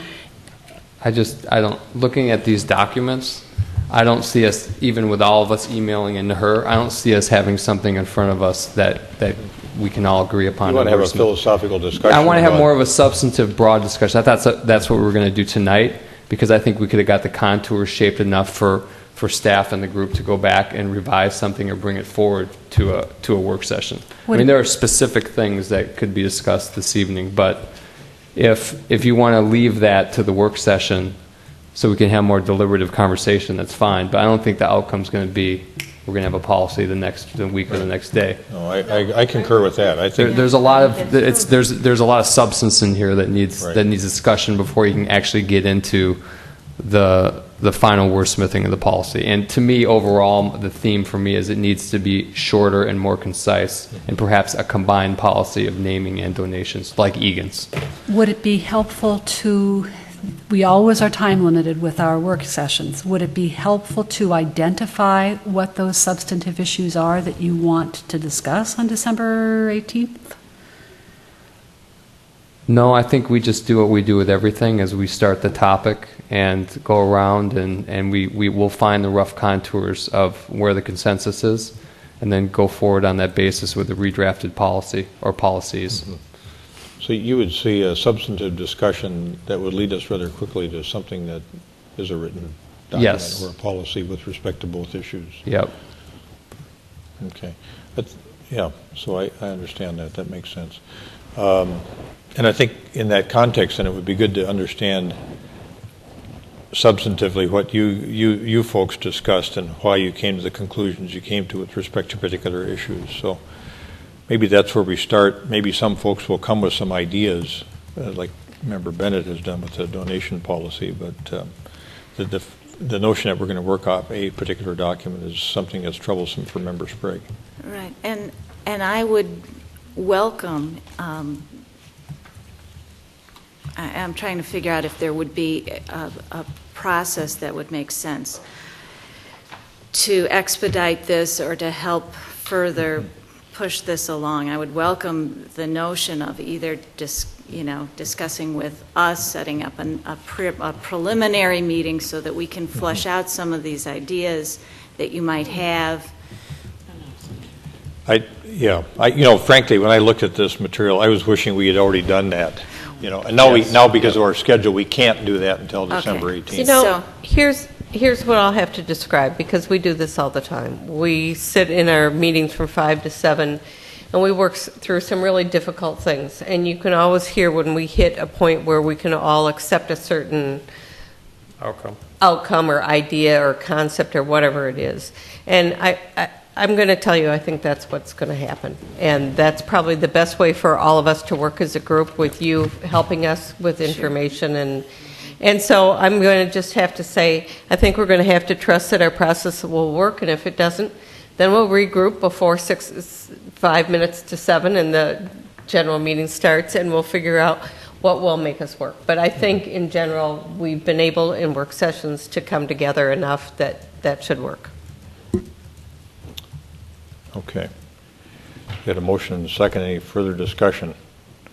All those in favor say aye. Aye. Opposed, say nay. Carried. Thank you.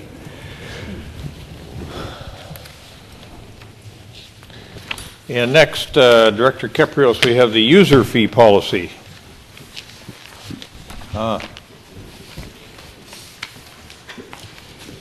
Chair Steele is with us this evening.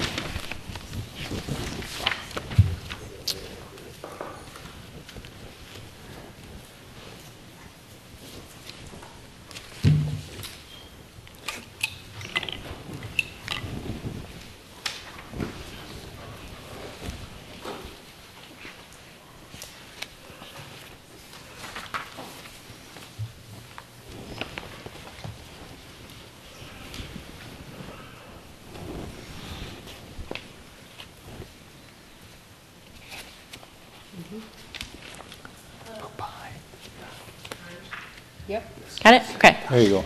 Good evening. So I'm here tonight I'm Kia Steele. I'm chair of the Edina Park Board, also chair of the User Fees Working Group. And I'm here to present on our recommendations. I want to thank our working group members. Unfortunately, a lot of them were not able to be here tonight. I think youth athletics plays a part in that. But Member Coteen is here, and I will defer to him on questions if need be. The User Fees Working Group came together after we discussed in a work session, I'm forgetting the month, about variable costs, specifically relating to youth athletics. The Park Board passed this mission. The working group will evaluate current fees and scales and costs associated with facility use, while also developing policy that may be currently lacking for potential user groups. As we wanted to have a larger scope that included user fees for other user groups, we realized that that scope was way too large, so we focused on youth athletics because that's what the council talked about primarily. So we dove into looking for information, trying to understand cost recovery at Edina related to youth athletics.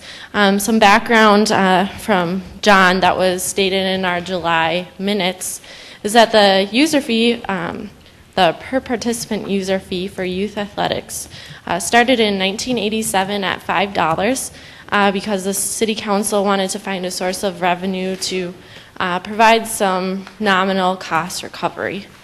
As you can see on the chart, how since 1987, how it has gone up. We recently increased it to $11 for 2012 from $9 in 2011. In 2010, the revenue was $95,697.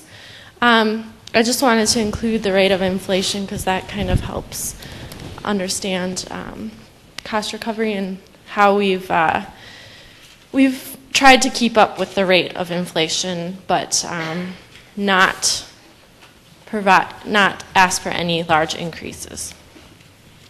So then we looked at expenses, and it gets a little dicey with expenses because there's no true accounting for the cost of the youth athletics. The two numbers we were able to look at was rink maintenance and field maintenance, but it is very important to have caution with these numbers because they include adult athletics, they include general use, they also include like boulevards.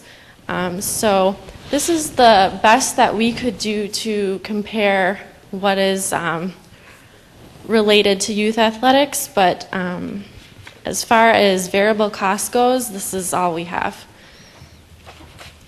So then this is our rough comparison, but again, you have to have a lot of caution when looking at this. But basically, we're not getting 100% cost recovery or even aiming towards that. That's not how this model was set up. Again, it was a nominal fee. Oops. I know the City Council also wanted to know about how we compare to other areas, and now I'm on the spot because I have Eden Prairie on there, so Manager Neal, don't get on me if I screw anything up. But it's apples to oranges because the service that we provide is different from the service that other municipalities provide. For example, we have a lot of volunteers, and we're not, other cities may be relying on staff to provide uniforms or different expenses that we do not. It's very heavily reliant on volunteers. So it's difficult to compare this to other cities, but again, we couldn't compare the field maintenance costs or the rink maintenance costs. So having found that there's limited data about the variable costs of the user fees. These are the recommendations that we came up with. First of all, we support the current practice. We met in February with the Youth Athletic Association representatives. Had a really great discussion about what they can actually afford and what does an increase in the per participant user fee mean to them, and how it affects their ability to continue to provide youth athletic opportunities in Edina. So we also recommend that we need more data in order to make recommendations in the future. I think that there was some discussion about a different accounting method, but this data would include maintenance costs, staffing costs, capital improvements, and in-kind donations. One item that the athletic associations did mention, it'd be helpful to have some advance notice of increases in the future so that they can account for that in their budgets going forward. So we're really hoping to help them be effective nonprofits, as well as help the city continue to sustain its services. Another item that the user fee working group was kind of concerned about was that it was very hard to read different financial statements of the associations. So we just recommend that the staff comes up with a uniform financial reporting mechanism so that in the future a quick glance by the park board would help to understand the nonprofits. And they're already required to provide these financial statements. So we have been meeting since October of last year. So it wasn't very timely when the City Council was deciding about the Edina Swim Club, but we had the following recommendations: that the City Council created a priority use document for the Edina Swim Club, or the Edina Aquatic Center. So we recommend that there is also one created for Braemar. This would include the Figure Skating Club and the Hockey Association. And then we were trying to create policy that encompassed all of our youth athletic associations. The one that the outlier is the Figure Skating Club. There's not really any policy that I'm aware of that speaks directly to them. They're included on our website as a youth athletic association. But to address them, we say that we recommended that they're exempt from the per participant user fee, but then staff recommended that we get rid of the residency requirement, as is stricken from this slide, because the council went ahead and made a residency requirement for the Edina Swim Club.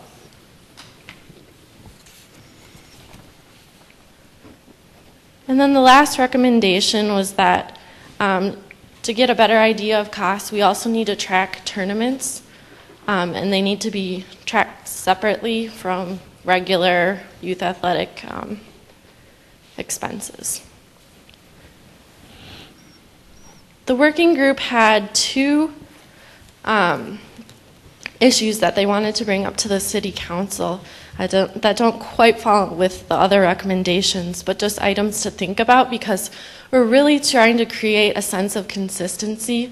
The model is not meant to be complex, but it has turned complex because, as we've learned, there are different types of youth athletic associations with different audiences and the different residency requirements.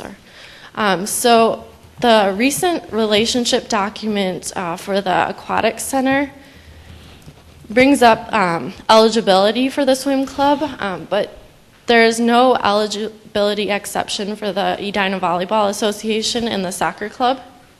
And then the second item is that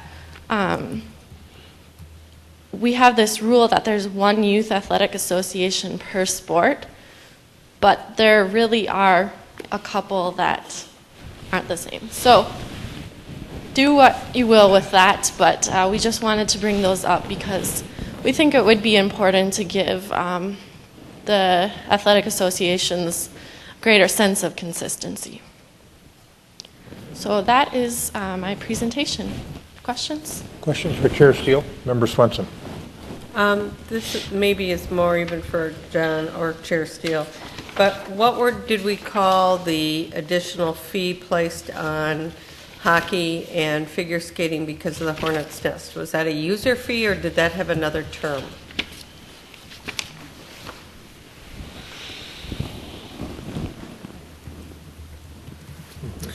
Well, good evening, Member Swenson and members of the council.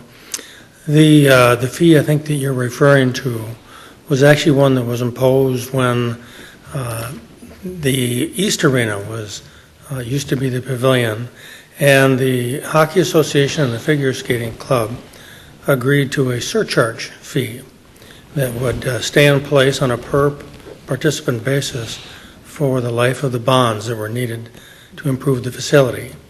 When the bonds were paid off, that fee went away.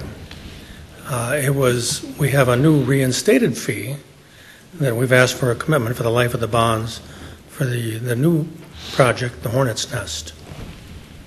So that really had... So is the surcharge fee not a user fee? Correct. Okay, that's what I wanted to understand. Mayor, I have a question for Director Caprios.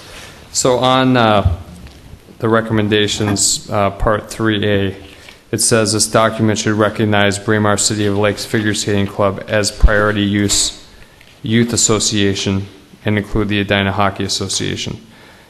I don't know what they're trying to say there.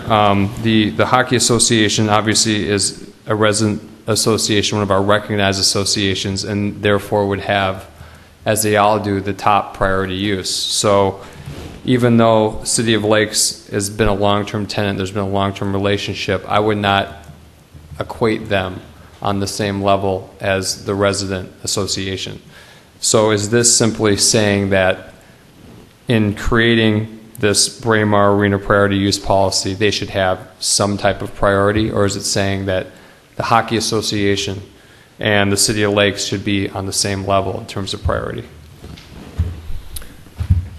I believe they use different facilities. Well, is that or different within the facility? Right. I can answer. For scheduling, yeah. What I had recommended that they strike from their recommended policy is to exempt the figure skating club from a residency requirement. That shouldn't be exempt. When we established recently the access to facilities priority use policy for the aquatic center, right, we actually reduced the residency requirement to 75% for the Edina Swim Club. Right. And as I'm envisioning, staff is starting to work on a new proposed policy, priority access to the Braemar Arena facility. And I don't feel that any priority access group should be exempt from the residency requirement, but it'll be the council's decision ultimately as to what that percentage should be. Okay, so approving this doesn't equate them with no an association that does meet the residency requirement, and that's my concern, because they use different spaces, but the ice time can be allocated by the management according to the whatever policy you come up with. And the system works by our resident associations having top priority, and then other tenants and user groups below that. So I want to make sure this doesn't undermine that principle. It really doesn't. Remember, okay. Sprague, they're really focused more on recommending that we look into and establishing a policy, and the residency requirement would be in place. They're also making the statement that they should be exempt from the user fee policy, similar to the other per participant fee, because they already pay a fairly substantial per hour fee to use the facility. Much like the Edina Swim Club, we don't charge them the per participant fee to use the aquatic center because they do pay a fairly substantial fee to use the facility. And just to refresh my memory, I thought that we already directed staff develop in doing one of the many things we've done this year. Did we not recommend the same proposal that we come up with a priority use policy for Braemar to make sure we have consistency across the board? Yeah, Member Sprague, thank you, and members of the council. That is one of the items that's on our to-do list. It was Okay. one of those that was put in that parking lot, if you will. We're close to having a policy to propose that we would like to run through the park board first and then bring it for your consideration, but thank you. That's on Okay. our to-do list. Just a segue from that, maybe Member Bennett has headed the same direction, but I found that language confusing too, and I really think the way it's worded, it could be deemed to create a situation where Braemar City of Lakes Figure Skating Club is the priority user for the entire Braemar Arena. The intention was that we don't get in the same situation with the Edina Swim Club with other skating clubs. So I guess I didn't see that coming as competing with the Edina Hockey Association, but right now the City of Lakes Figure Skating Club, my understanding is they don't have any priority use. So, and I don't know what we do in practice. They just don't appear in any relationship document. Member Bennett, you may, or let's Mr. Coteen, go ahead. I guess I have to go back and give you some history. When we built Braemar Arena in 1985, we had to go out and recruit the Hockey Association and the Figure Skating Club to participate in the building of this arena. And so we went out and recruited the Figure Skating Club to come here. The only reason they would come here, they said, if we could keep our name, but we could add Edina to it. So that's why it's called the City of Lakes Figure Skating Club, Edina Figure Skating Club, because we wanted them to come and we recruited them because we had to sell the ice. We couldn't sell Braemar Arena unless every hour for their 12 hours, night scheduled every hour for 7 days a week in that arena before it was approved by the council. And in that requirement was a figure skating club had basically the equal amount as what the Hockey Association had. So I think we have to go back to that beginning. And the same occurred with the swimming pool. The aquatic swim club in 1957, when we built the pool, we required them, and they helped us build the pool, and they went out and required it, because at that time they were participating in Lake Harriet. That's where they used the swim club. But we had made them a part and says, okay, we then will include them and use and divide up the time at the swimming pool. So I have to go back to those times when we built these, and I happened to be around when we did that. Yeah. Thank you. Member Bennett. Thank you. I think the committee has worked hard. I don't think that what's in front of us is a policy at this point. I think it's a set of recommendations, and two of the things that you have said stick with me particularly. One is that you're not going toward 100% cost recovery, and I think that question of what it is that we are going toward is something that we were hoping to get some policy recommendations on that could be embodied in a policy, because wherever the fee originated, it continues to be charged, and there are organizations that are paying for use at full fee, like the people who are using the indoor ice time, the groups that are using the indoor ice time. But we know that the field users are not paying what we charge for full use. We also know that there are services that are being used, such as administrative services, that aren't being considered at this time, and your group has recommended that they be considered. So it seems to me that we're kind of at a midpoint. We've been in a shorter journey than we have been with naming a donations policy. I looked at the minutes of the joint work session of the Park Board and Council from last February 2011, so a little over a year ago. And at that meeting, we were discussing user fees, and we discussed whether the relationship agreement should be reviewed, which it sounds like it is at this point, and whether the amount of user fees should be reviewed. And the minutes state there was a cost analysis in process that would be brought before the Park Board with any resulting recommendation coming to the City Council. Reading the minutes of the Park Board discussion, it sounds like there was some frustration on the part of the working group as well as Park Board members at still not having that information. And I think that what you're bringing in front of us is a result of that. And so I would recommend a step back with this one. We need information on what the costs are and what again, we need to make a decision, have options available to us, understand what they are for this philosophy. Otherwise, I think we get some pushback from youth sports associations who don't understand what the cost of providing that priority use, and in some instances, dedicated use is. Those fields, those ice sheets, those hockey rinks are not available then to the general user who is and that use is paid for by property taxes. But that priority use, the support of administrative services, the scheduling, all of those go to what the costs are. What is it that we're seeking to recover, or what is it that we're asking people to pay for? We need to know. We need to decide that, but we need the other information first. I think the recommendation that the financial reporting that's always been required by the relationship document, I think that should be standardized. That would give us a clearer picture of what the sports associations are experiencing.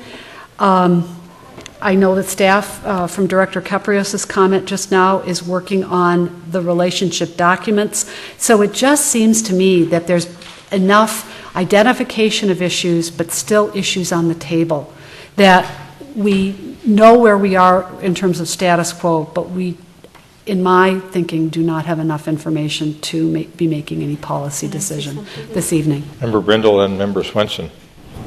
In looking at this, I served on the Youth Sports Task Force, and the struggles with this are what we struggled with there.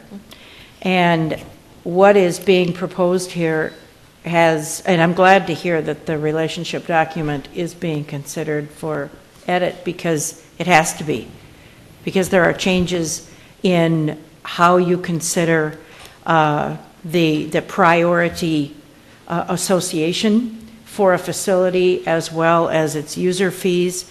It even calls into question whether we should consider residency and say 1%, or we should let associations do what they need to do to be a healthy association, assuming that it's going to be mostly residents. And I'll just throw that out there, because the minute we define it, it calls into question whether we have a user fee policy that we can tie to that with any longevity. So I think there are some real considerations that have ripples back to the relationship agreement, as you mentioned, back to how an association turns in its financials and whether they're readable. And so I think there is a step back on this.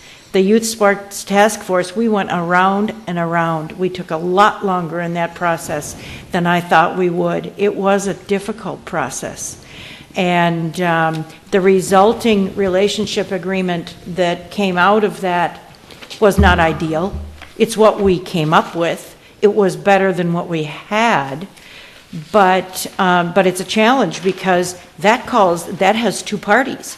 That is the city and the school district then. So there are some complicated issues here. So I appreciate all the work in this. I think it highlights how challenging it is and how much we want to be fair to associations, to individuals. And I think we need to be really careful with it from the point of what the relationship is and how we respect the priority organizations. Thank you. Member Swenson. You had a pretty interesting slide on user fee and inflation. And if inflation had continued at its normal pitch, we actually would have intersected again with the increase that we did in 2012. And you made a comment that you don't expect user fees to pay for, a majority of what the costs are, because that's part of what the city does. So I guess I would tell you that it's probably hard to get together the cost of the cities on doing one field and how many kids play on it, and I get how complicated that is. I actually don't want, Personally, I'm not interested in spending a lot more time on the financials of that. I think you actually showed something that can work, and that is that we don't increase fees, but for every 2 years, that it goes with the cost of inflation, that we support user fees, that I'm fine with the concept that we don't support user fees for things like the pool and the ice sheets because of what the cost of paying for them is, as long as I know that we call it a surcharge fee for currently how we're funding building the Hornet's Nest. I think your recommendations for the financial reports, just having a simplified sheet that for financials so that they're all the same, is an excellent one, just so that it's very succinct and not difficult for them to comply with. And in there, the percentage of their residents that are Edina residents, I think that's important to know because we have established a base level for swim club, and we obviously are working towards that with what we're going to do with Braemar Ice. So there's a lot that you've done here that I can support on the recommendations, and I think you actually may have given yourself a solution with the one slide that shows user fees and inflation and the difficulty of trying to show what it costs to use each thing. So I think you brought a lot of information to the table. Member Sprague. Thank you. I actually agree with Member Bennett. This is not a policy per se, but I would feel comfortable moving to adopt the recommendations with the exception of in item 3, I would strike, for the reasons mentioned, this document should recognize Braemar City of Lakes as priority use and include the Edina Hockey Association. So everything except for that sentence I could move to adopt. In terms of collecting the data to determine the cost basis, that's something that has been requested for years, and it may be difficult, but I'd like to hear Director Caprios talk about whether this is a feasible option to consider to collect some of this data for the next year, and then we can have the philosophical debate about what this fee should be based on. I think the rationale when we created it was not just to have a revenue stream per se. I think it was probably that the associations, although residents make heavier use of these fields, and therefore should be charged over and above the normal taxpayer amount for use. So here's a small fee. We also don't want it to be cost prohibitive. And so they struck this balance, and now the question is for us to review with other fees in the times that we do that during the budgetary process and determine if it's enough. And the data, if we had the data coming forward and it's feasible, I don't see any harm in doing that. So can you just comment on the feasibility of collecting it? I think it's fair to say that we can collect the data. It's going to be time and labor intensive, but I think it's a task that we can accomplish. It's not going to be something that can be done in short order. It's going to take some time. I also don't foresee us doing that annually. I think it's done for the purpose of having a discussion on what the next user fee level will be in the future. And then after so many years you can do it again. I don't necessarily see it as an annual task because I want to strike that balance between making it feasible for us to collect the data and make an informed decision, but also not overburdening the staff. So with those comments, is there anyone else that sees a Director motion? Caprios wanted to follow up on his earlier answer. Member Sprague and members of the council, a couple of things just so you're aware, as we get into this, there are a significant number of variables when you're trying to establish what does it cost to prefer a baseball field or a softball field. Well, it depends on the weather, it depends on who's working on it, what's their wage, what's the cost of the materials that day, and how long is their season, did the game get. We can do our best to try to come up with what does it cost if you want to know per hour to provide that facility. But I think it's also going to be a good discussion and a good debate to have what percentage of time is also the general public have access to those facilities where they don't pay a fee, and what percentage of that financial burden should rest on the shoulders of those that are scheduled versus those who use it for open play, like the your Lewis Park soccer fields and whatnot, whereas in Courtney Fields, it's very rare that the general public would access. So I think that'll be part of the debate as you continue this discussion. Well, we also have a slide that shows, though, what other communities pay and where we stand. Can you flip back to that? How do I? Oh, thank you. But there's clearly a public good to have a lot of these facilities, and how much of that should rest on the shoulders of those that are scheduled to have exclusive use to it. But I think we can do our best, and it'll be, again, it won't be an exact, because it's not an exact science, but we can do our best to determine an hourly rate, I think. And I looked at several city budgets trying to get a better idea of how they, divide up their different costs and revenue. And we could be doing a better job of showing in our budget more clearly the costs and revenues, but not going to the extreme annually of hourly, costs. Member Bennett. Director Caprios, we do set fees for non-sports associations, but for programmed or scheduled use. How are those fees determined? Those have, in the past, really never been determined by the exact cost. It's just an estimated cost.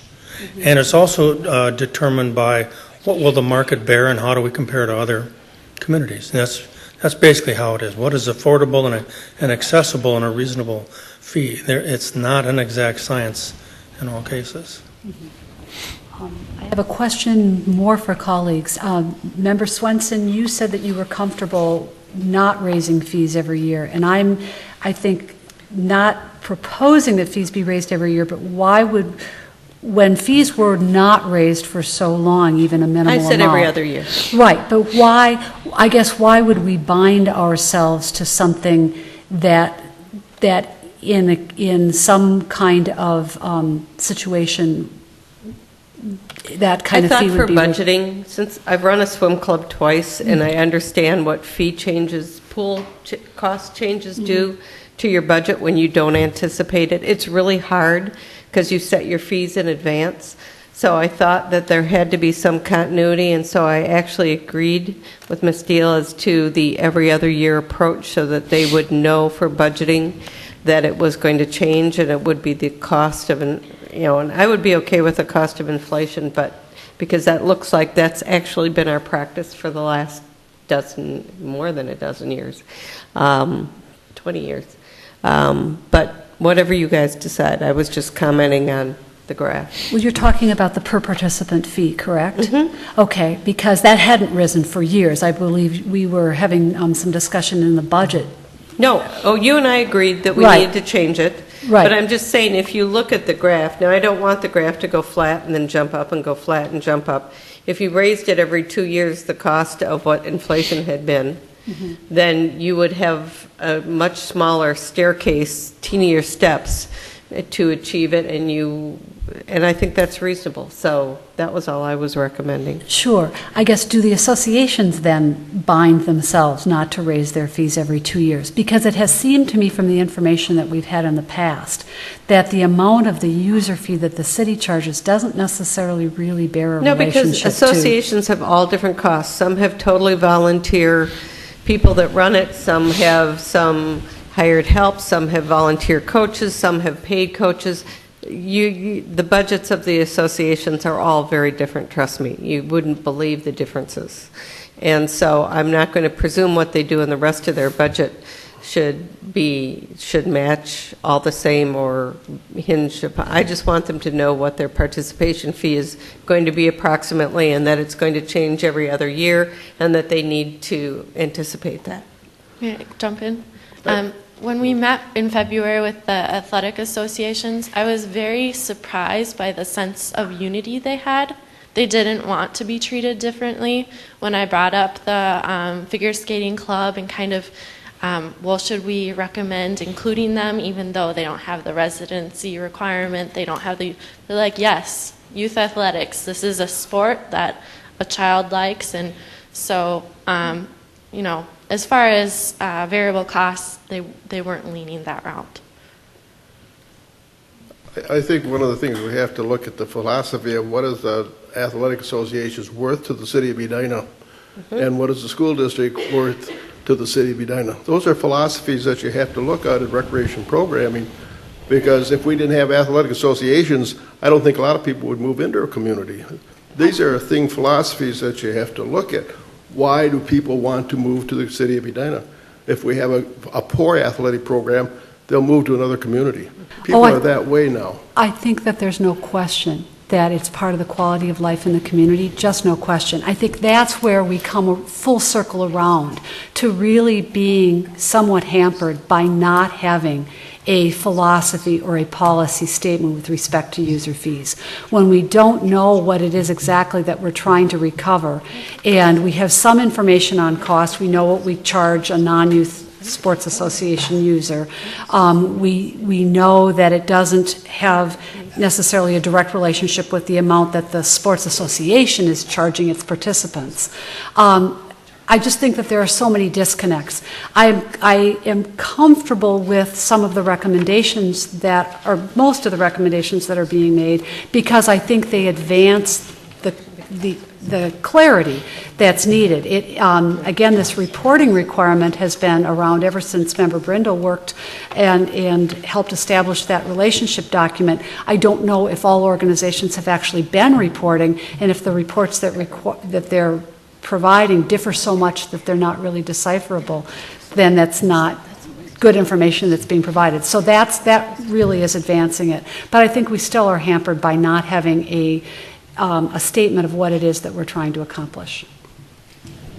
I guess we still, because you're way in the philosophy of a recreational program, like now 13% of your budget goes to parks and recreation, whereas a few years ago it was 10%, but you have raised up the philosophy that 13% should go to the park and recreation department when you pass your budget, and I think this is important too. And I don't think people realize that maybe it should be 15% or maybe it should be 2% or 11%, but I think that's something that you have to weigh on. What is the program worth? And I guess all of the athletics and all the parks, I don't have any children that participate in the parks, and I don't walk in the parks, but yet I pay my taxes here, and I'm happy to pay my taxes because I think it's a good community to live in. And I think that's what we have to convey to the general public. I want to ask you two gentlemen a question. Under either of your leaderships, have you ever engaged in an accounting exercise where you tried to look at your fixed costs and your variable costs, and you also included the cost of the, let's say, the capitalization of a particular facility? We could use the ice rink, but let's say Lewis Fields. We spent what, $600,000 down there, or $300,000 remodeling. They're about $300,000. $300,000 redoing those fields per field. So per field, over $900,000 total. Okay. So is it a best practice for a park and rec department to take that cost basis plus all your variable costs and then your fixed costs during a particular budget year, look at those total costs and then try to figure out how you're going to recover those costs? Has anybody ever done that? Is that a best practice or not a best practice?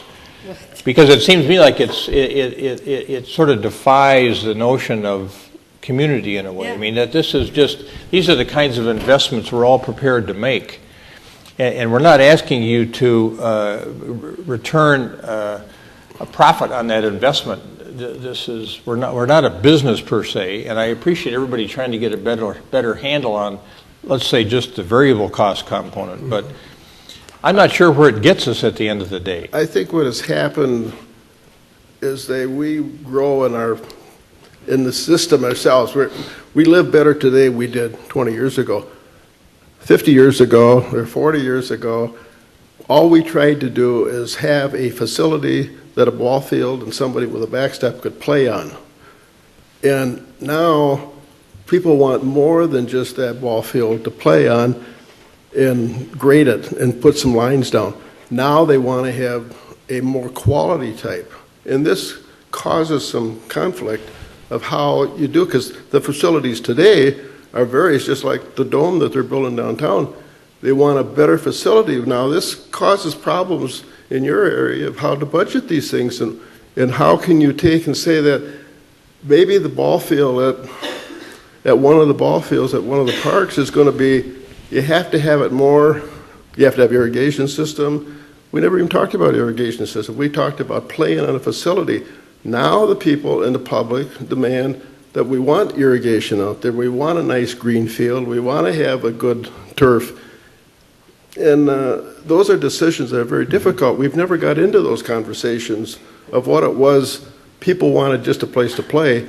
Now people want a quality place to play. And I don't think, John, I don't think we've ever got into that conversation. Chair Steele? I just wanted, I like Member Swenson's point about inflation, but we're so quick to tie revenue to inflation, but not tie expenditures to inflation. So looking at that chart, we've gone beyond the rate of inflation of expenditures, but are we going to just stop providing services for a great athletic opportunity because we're at that line? Yeah. Well, it seems to me another huge variable on trying to figure out what it would cost to run all of our facilities is the youth sports associations themselves. If they weren't there to run all these programs and we had to run them, we couldn't afford to do it. No, you couldn't afford to. So the trade-off is you have these youth sports associations that run all these programs on the facilities that we own, that we build and own. And I don't know how you go about factoring that into the equation either, because but it's a very significant and important component of it. So I think we're takes me making back this to way too difficult, guys. That's what I'm saying. I mean, This is just a fee to play sports. They did a great job. They said, yes, we should keep it. They showed us that we'd actually bumped it up in a fairly logical manner. They got feedback from the associations. That's exactly what I'm getting to. This is just so simple, and we're making it way It's too complicated. You're not going to be able to ever figure out exactly what our costs are. Well, and exactly I'm not going to revenue say is. if we know our costs that I expect them to pay 10% of it, to be perfectly honest. No, I don't disagree with that. I just, from day one, thought that we should take our participation fee and increase it in a more timely manner. I would even say, not even logical, just timely. I don't want to base it on anything. I think based on the information that Kaya gave me, I'm comfortable with what we're doing with it. Yeah, but so we're that- just not doing it often enough. That begs the question, why are we chasing them around then and asking them to come up with variable costs? I'm not. I think when we started as a council to have this discussion, one of the things that we were facing was actually the recommended closing of 2 ice rinks one winter because we didn't have the money to keep them open. And so part of where this conversation started is what are we able to provide for the general athletic user? How are we supporting the system? So there was an exigency, I guess, that agree. precipitated the discussion. And then we learned that, yes, these fees were being collected, but they hadn't been raised in years. And there was no reason why they hadn't been raised in years, but we also asked about the reason for them in the first place. I don't think anybody on this body is proposing either any degree of cost recovery. I think what we have as a body supported is transparency and clarity in the budget. I think we benefited as a community from the discussions that we had last year about the enterprise facilities. We learned something about how they operate. We learned a lot about their needs, and we learned a lot about how those needs are and are not being met and are going to be paid for going forward. And that's what I've been asking for, and I think what I've heard my colleagues asking for is, again, transparency. It's not to demand something or to devalue at all the services that are being provided by the volunteers or the value of the activities to the community. They are part of what makes it a very attractive place for people to relocate and people to stay. But again, we as a body, I think, have been very responsible in seeking transparency and clarity in our budgeting. Chair Steele. And I agree with that. We do need to do a better job of explaining some type of variable cost. I would leave it up to staff to determine the degree, but it was a very difficult conversation to have with the youth athletic associations, explaining what they're paying for. And I need better data to be able to explain that to them. What, Mayor, why can't we, I still think that we can adopt this. If B were done, 1B were done on a one-time basis as part of this study process over the next year, if we collected this data once, we would have the transparency required to both explain the fee to the associations and make our own decisions. It doesn't mean it needs to be done annually. I think that might be cumbersome. But we could do this as part of this process.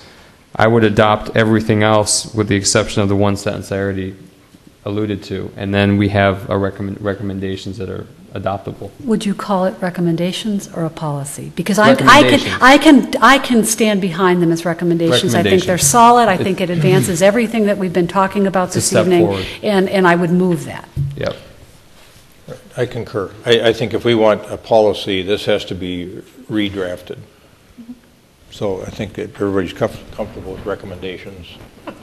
Using that terminology. I would move. It's been moved, I think. Did you? And everyone understands the motion. Joni moved it. Everybody's enthusiastic all of a sudden. You stated, I moved it. I'll second it. But I'll be happy to second your motion if you prefer. So for clarity for the record, Question. I just want to ask something. Do we need the first part of 1A without further information on variable feed maintenance costs? Can it just say we support the current per participant user fee practice? Yep. Well, again, it's recommendations, not a policy. Right. So can we just take out, would you mind taking that out? I think it's so 1A, strike the first preamble up to the comma. Up to the comma. 1B, we could say we recommend staff on a one-time basis or over the next year collect, and then the rest of that. Would you tie that to the budget? We've discussed earlier this evening having every other year budgeting with the 2-year cycle and every other year CIP. Rather than just doing it once annually, would you have the information updated I think for ever? now, I'm comfortable doing it just once, and let's see how that goes. So just take out the word annually, maybe. Staff collect variable maintenance costs. How about just annually document and just say staff collect? Okay. And then on 3A, as I said, this document should recognize that sentence is struck. And then one other potential clarification is 2B. It seems to me that 2B actually relates only to non-priority use youth associations, because every priority use youth association has to give you the information, has to meet a residency requirement. So really this language, the way I understand it, really relates more to the non-priority use youth associations.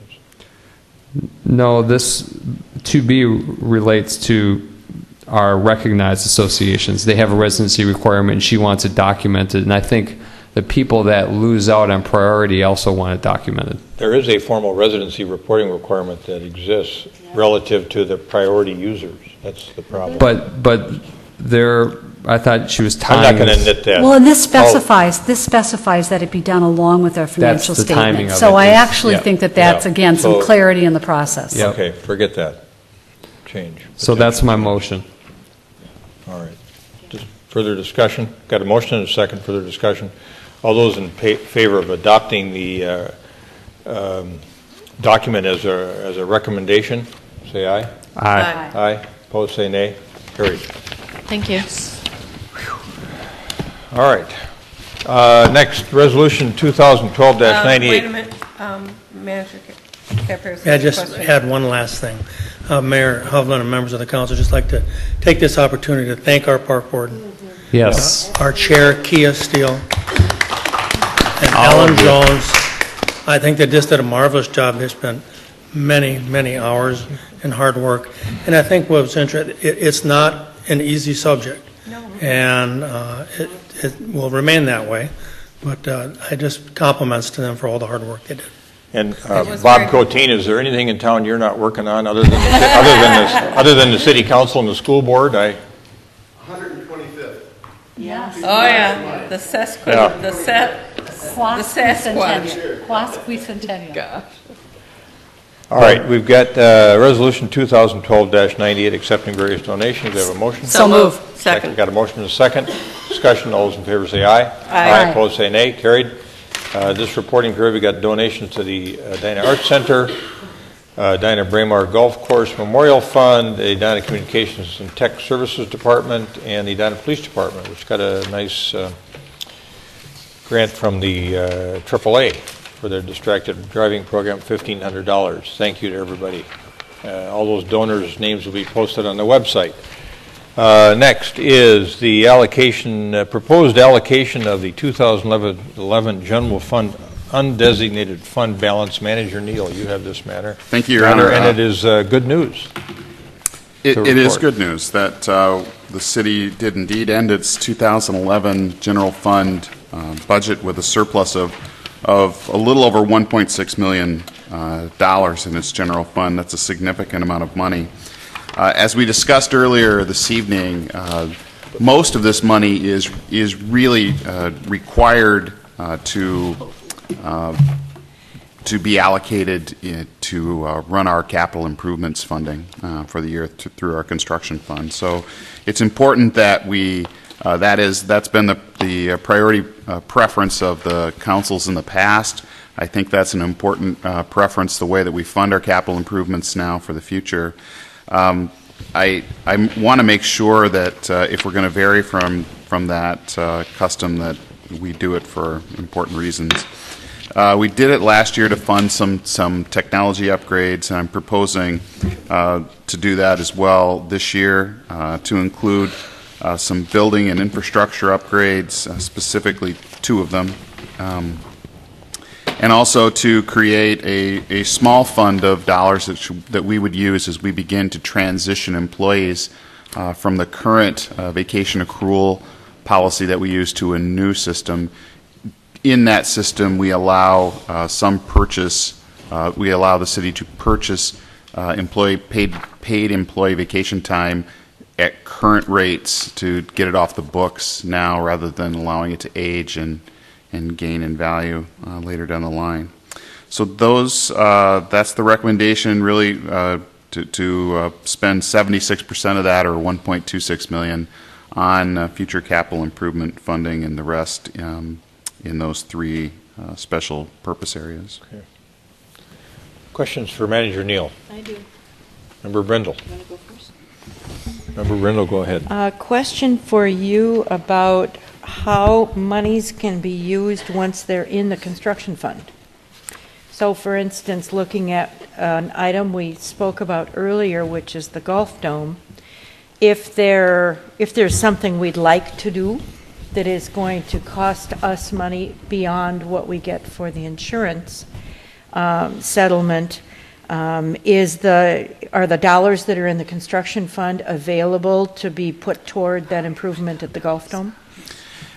Councilmember Brindle and members of council, I believe the answer to that would be yes. It would require us to perhaps change some priorities or timing of projects that are included in our CIP, but that is a public project it's a property that we own, and the capped construction fund dollars are dedicated for projects like that. Okay. All right, thank you. Member Bennett, or Member Sprague, and then Member Bennett. I have a few questions on the technology upgrades. What's EOC? The EOC is the Emergency Operations Center. We did an impromptu drill this year where we really dropped a teaching drill on all the public safety communications staff one day. When 911? No, this is our Emergency Operations Center. So this is where we would go to run an emergency if we needed to. But it was an interesting experience because we brought in a trainer from Hennepin County to run the operation for us and give us some feedback about how we did. And generally, the performance was pretty good. I think the question in that case was there are some circumstances where we may not want to have City Hall be the EOC, be the Emergency Operations Center. And so this funding would essentially be able to purchase the phones and the laptops and the other technology that's needed to have the EOC be at Fire Station 1 if we needed a backup EOC. Okay, so we determined that the best locus was there, and this is the supportive equipment to make that happen. We have all the equipment, all of that equipment that we need to run the EOC upstairs in the police department is where we currently have our planned EOC. It happens to be the roll call room, which is on the southwest corner of the building with great big windows. And one of the findings we discovered is if the emergency is a tornado, that's not the right place to be. So if that is the emergency in question, we would want to have the EOC be at another location. Okay. And then what's the Sonosite ultrasound for ambulance? The Sonosite ultrasound is an ultrasound piece of ultrasound equipment that we have in one ambulance, and this would be purchase of an additional one for an ambulance at Station 2. It allows the ambulance crews to provide faster, better, clearer information en route to Fairview or wherever they're going for an emergency response. So which will increase our save ratio even more? We believe that it will. That's great. And then the video conferencing? Video conferencing, right now we video conference between fire stations. That's one way that we use video conferencing here. And that video conferencing software, hardware product is reaching the end of its useful life. It was installed a few years ago when this building was new, but also new at the fire station as well. And it's a redesign to improve its capabilities to not only share audio and video, but also documents from place to place. Okay, thank you. My questions are in another category, and that is the arena concession stand. Is this the main lobby concession stand, Yes. or is it there is some project on the mezzanine that Susie, Arena Manager Miller mentioned to me, and I wondered if that was what this was being directed toward. This is the concession stand in the main lobby, and it would, if you're familiar with that concession stand, it brings that concession stand out to where it's more, I would say, level with the pillars that are in that area. It creates more space and generally renovates that concession stand, because now that we're in charge of the concession stand, we care more about how much money it makes. We realize how woefully inadequate it is.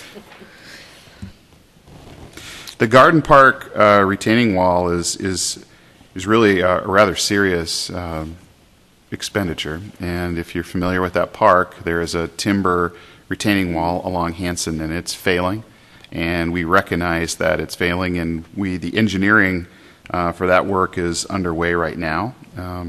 We have to do it. It's not really a choice. How we fund it obviously is a choice. I think it's a single project that doesn't have any tails to it, so I think this is a good source to fund it. But the engineering is underway right now. We need to replace that retaining wall as soon as we can. Member Bennett? And that's my last question. Why would we not use some of this money to possibly buy down levy for next year? I mean, I have my own answer, but... Well, I hope I have the same answer. That is an option. It's a lawful option.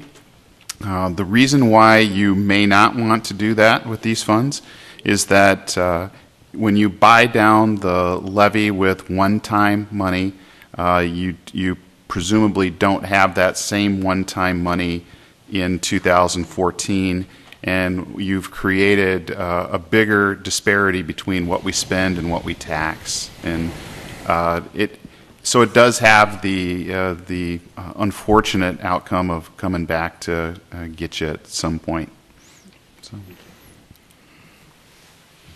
And if isn't there a levy limit implication too? We don't have levy limits this year. No, but if we did that next year, oh, most certainly. If we for the following year, it could have a levy limit implication. Yeah. But as we discussed going into the future, our construction fund balance needs to be increased at any rate. So this is good to continue to buttress the fund. Okay. Other questions? Otherwise, I'll entertain a motion. I'll second it. So moved and seconded, we allocate the 2011 general fund undesignated fund balance as recommended by Manager Neal. Further discussion? All those in favor say aye. Aye. Aye. Opposed say nay. Carried. And now, anything that we need to be mindful of, correspondence and petition related, that we didn't have on the dais? I don't believe so. Okay, thank you. Mayor and council comments, Member Sprague. Oh, I'm first. Good, he can't handle a lot while everybody else. I talk fast, though. On 70th Street, I noticed that a lot of the boulevard landscaping, which is really just sod, has been burnt up this year, and I'm wondering if any of that's covered by warranty, because what happens is you have some sections that are beautifully landscaped with the daylilies, and then you come up on this grass that's burnt up. When the grass burns up, the weeds move in, and it kind of is anticlimactic look for the street. There is a 6-week warranty period on all sod on all the projects, City of Edina. So after that 6-week window, the contractor has to water the sod, maintain the sod for 6 weeks. After 6 weeks, you go through and you note all the sod pieces that have dried up or died or need maintenance. They replant those.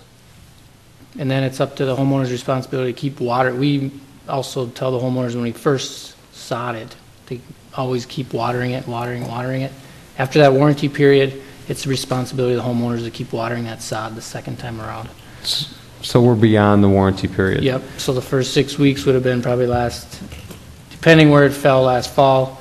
There is a holdover till April 1st by MnDOT specs where it would be warranted in the spring, but we're well past that 6-week window on that 70th Street. So they probably didn't water it this spring and early summer as it dried out. So my question to the council is, why are we putting in sod that dies and weeds come and replace it and breaks up the look of these complete streets we're working on? It makes me wonder if we should be using perennials or something else that is hardy. I mean, if you look at the hardy plantings, I know they were done this year only, but those things are very drought resistant. They're beautiful.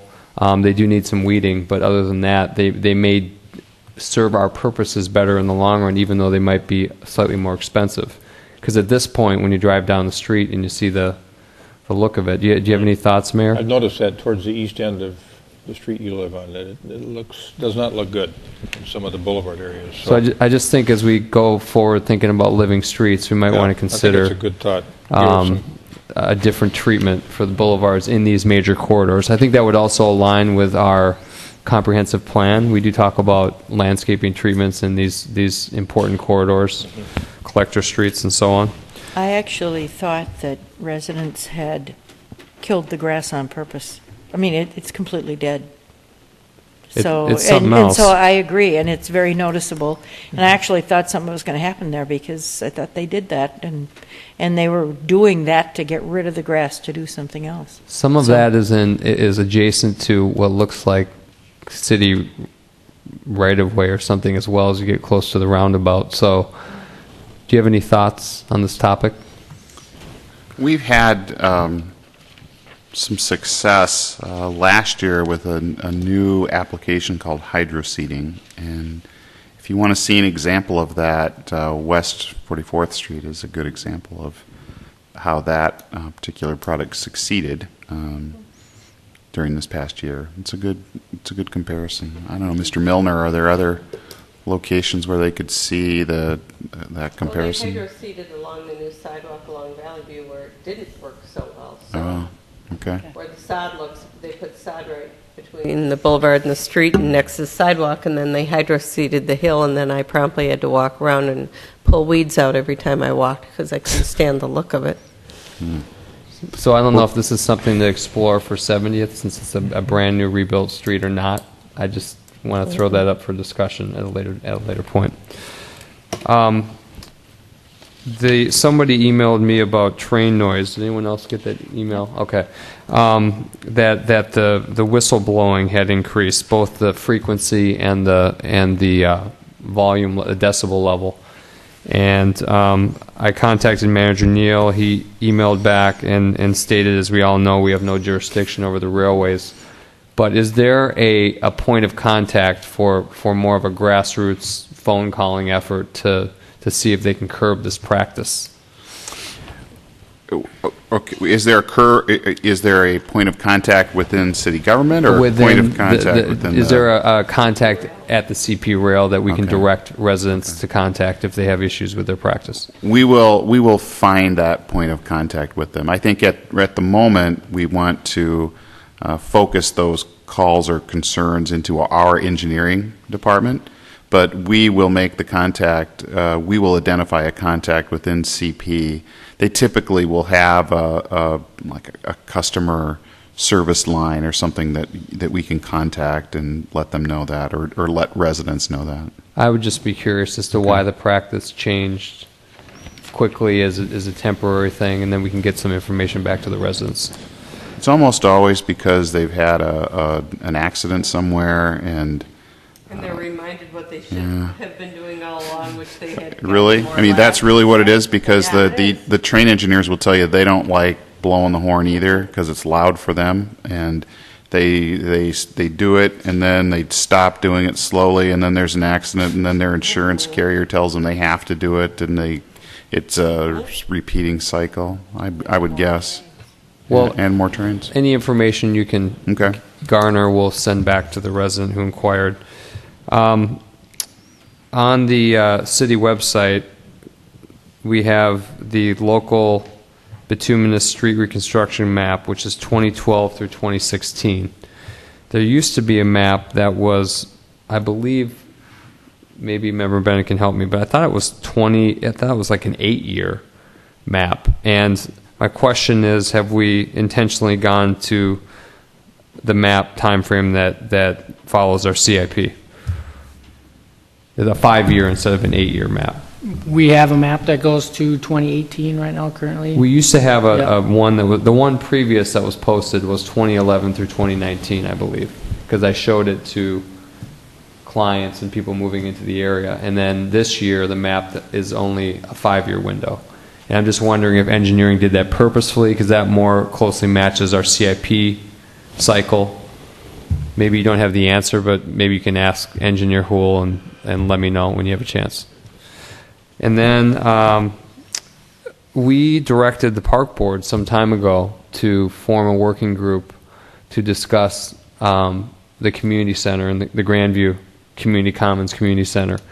And we did? Yeah, we did. So assuming I can find that record, and maybe we can discuss it again, my point is that no action's been taken on it. And when the request was, when we discussed it on the dais, and maybe I'm recollecting correctly, Joni, you can help me on this if you remember, but the point was, as we move forward with demoing the site, looking for a master developer and so on, staging this redevelopment, that we should have this community center component discussed at the same time to make sure that public purpose component stays salient. And so the park board was to form this working group to look at what possible programmatic elements could go in the community center. I will look in my filed minutes. I think, as I recall the discussion, part of it was an intention to find out what needs existed in the community and what spaces matched those needs, and inventory, and then a recommendation. And I believe that what happened with that group is it ended up sort of transmogrifying into instead a dome group. Not the inventory. It's a different topic I brought up about forming a new working group to look at what possible programming can go on in the community center. That has been brought up. And the reason why is the physical makeup of the facility will be defined in some respect by the needs being met by the programming. I thought we put that as an agenda item for when we met with the park board to discuss with them, and we didn't yet assign them that task, that it was going to be, because you're assigning them a task with no good rules and direction. Scope. In scope, and I don't think you want to do that, or we'll end up doing a lot of what we've done tonight, and I don't think that's our goal, nor do we want people to do a lot of work without some really clear direction. So we're in consensus that that will go on our council park board agenda for the work session. I would also... Well, yeah, but probably not the one December 18th, because we already have two very large things on that one. And That's more with that group that put together the That's what the policy, working- not the park board. I would encourage you to look back at the council discussion of the Grandview plan where we actually adopted the plan, because there may have been some condition or addendum to a motion. It may or may not have been embodied in motion in that meeting. So as you're fleshing out your description, I think that's probably where it might be. I've got you all here. My point is there's voices in our community that would like to keep. Thanks for getting us together. That would like to keep the planning process going on the community side, and to make sure that the community center element, the public purpose element of Grandview, continues to be fleshed out, because we want the public to drive the private, not necessarily the opposite. So while we're doing these other processes to get ready for redevelopment, can we also consider having a working group working on that, discussing what could possibly go into this community center that has been identified by us in the Grandview work plan? Well, I think we called it a community area. You've just given it a building. So it may be a building, it may not be a building, but I think if you look at the Grandview plan, it didn't designate one or the other, that it called it a community area.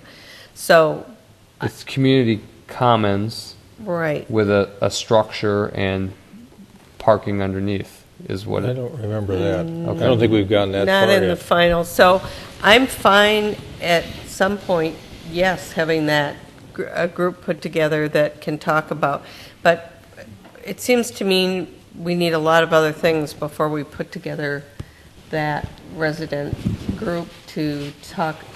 I mean, I would like a study done by Park and Rec. I'd like to get the art study back to know how that building is functioning for the art center. You know, there's a lot of information I think that we would need before we would send someone out to do due diligence. May I do this? May I look at materials? Because I know there was some recommendation embodied in the Grandview recommendation. So I know there's an item in that. I know there was some discussion when it came to us. So if I pull together those comments and put them into something and ask them to be sent via city clerk, will that be? It's kind of a. I think this was, I have a general recollection of subsequent to that decision-making process, you raising this issue and saying, yeah, what's next? It's kind of soft implementation. What are we going to do about that public realm space that we have over there? Right. Do we want to get some ideas from people in the community about what might happen there next? And so maybe it's worth bringing Chair Staunton back in here and asking him what he thinks would be good from a what's next standpoint, and go that direction. My recollection of that is that the discussion on the professional side, the professionals that were at least hired by the task force or the group, was that they had kept calling this public realm a community center. Sometimes they call it community commons. Sometimes they called it a community place. But they used and then they never defined it so that it became defined by individual people or smaller groups as it's a building, it's a grassy area, it's a park. It had really no definition to it, and that we knew that at some point we needed to define it, and at some point I think that there was agreement that we want to make sure that the public realm is the important thing from our concern, that we use that and before we get too involved in the private redevelopment, that they know what we're expecting them to do, exactly, i.e. Centennial Lakes style. So and that's what. But whether it was a building with meeting rooms and a gym and a pool and an ice arena, some people think that. Other people think it was something else with arts and music and study rooms and academic uses potentially. And I've I don't heard think we amphitheater. I don't think we have an official position yet. I guess I about meant what is it going to be generically when I was speaking, but the public realm space is a better way to put that. I guess I just want to keep that idea moving forward because I'm concerned that if it remains amorphous, that we will have the opposite of what was intended through the report. We'll have private with a public afterthought and not the public driving the private. So you may want how do we preserve that and keep the discussion going and keep the people engaged that are interested in that? Well, I think one thing we ought to do anyway is put this on our queue for your next quarterly business meeting to decide whether you want to add it to your 2013 work plan. At least the work plan that you're going to produce for us and that we're going to share jointly with Park Board or other groups that might be involved in that. It's a big enough issue where if you put it on the work plan, we can begin to program it and have it have kind of regular stops back to you for check-ins and accountability. Well, and if it's on a work plan, then if we've got some sort of park and rec survey going out, because they do, I think they're planning a survey in the not too near future, distant future, that it might contain questions of what public facilities aren't provided in Edina that you would want. We've talked about a park master plan and a needs-based survey to be updated for Right. that. So all these moving parts go together. So you want that information, Yep. and you want them to have a heads up that we're going to want them to ask a number of questions relating to that. So I agree with Member Sprague that it would be good to at least give the different directors, especially Park and Rec, a heads up that if you're anticipating some sort of survey, we're going to need some information. So when's our next quarterly business meeting? October 16th. Okay, so maybe we can put that as a discussion point. Sure, I think it's. And I just want to make sure that public realm piece keeps coming forward. All right, and I think Centennial Lakes and the Promenade are great examples of what can happen when you lay in the public realm piece first. Right. And that triggers all this activity around it. As opposed to trying to wedge something in after the fact on land you've retained, and it may or may not fit the same way. Yeah. Yep, exactly. So that's all I got. Thanks. Okay, thanks. Member Swenson. We got a number of letters on a walk around a neighborhood for living streets in Dewtown.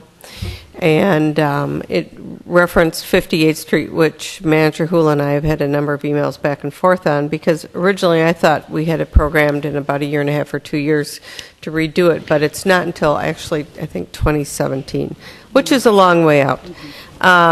So when I was kind of corresponding with the different people that had written, one of them came back yesterday and said, we understand that, sidewalks aren't going in next year and curbs and everything, but how about a crosswalk? How about better signage for speeds and maybe a stop sign at the bottom of the hill where we have a crosswalk, where we have an entrance to a park? So my recommendation tonight was, in some form, is there something we can do that is not time-consuming but cost-effective to make a safer crossing across that street? We can't make it necessarily easier to walk up and down that street because there is no sidewalk and no curb, and there's a huge hill and there's a lot of speed. But the things that they asked for, clearer speed limits, a safe crosswalk to the park, and potentially an additional stop sign, I think could go as a request to our traffic safety, whatever board. Would that be okay? Yeah, And just do send you it want there it in for the analysis. form of a motion? Please. Second. Okay. All right. Discussion. All those in favor say aye. Aye. Aye. Opposed say nay. Carried.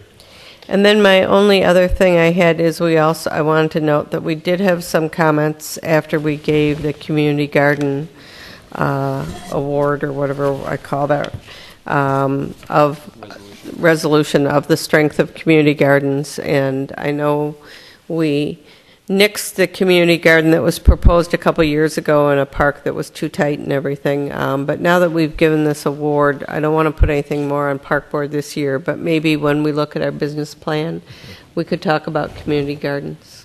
I think it made a difference that that proposed garden we decided not to approve was basically for profit, as I recall. At least it was a non-profit trying to raise money out of it. It wasn't a community garden. It wasn't a true community garden. On public land. Yeah. Mayor, I always thought this would be a good point of collaboration with the school district as well. You know, if we did a joint garden. Well, they've been doing them, so. There's two, but like I take an example, Cornelia. There's some issues getting it going because there's no one to grab the ball and run with it and maintenance and things like that. There is some funding, and I've let the principal know about funding there. But so there's some barriers maybe if we collaborated we could overcome in terms of getting some more pilot projects off the ground that would benefit the city and the school district. Yeah, good. Those are good thoughts.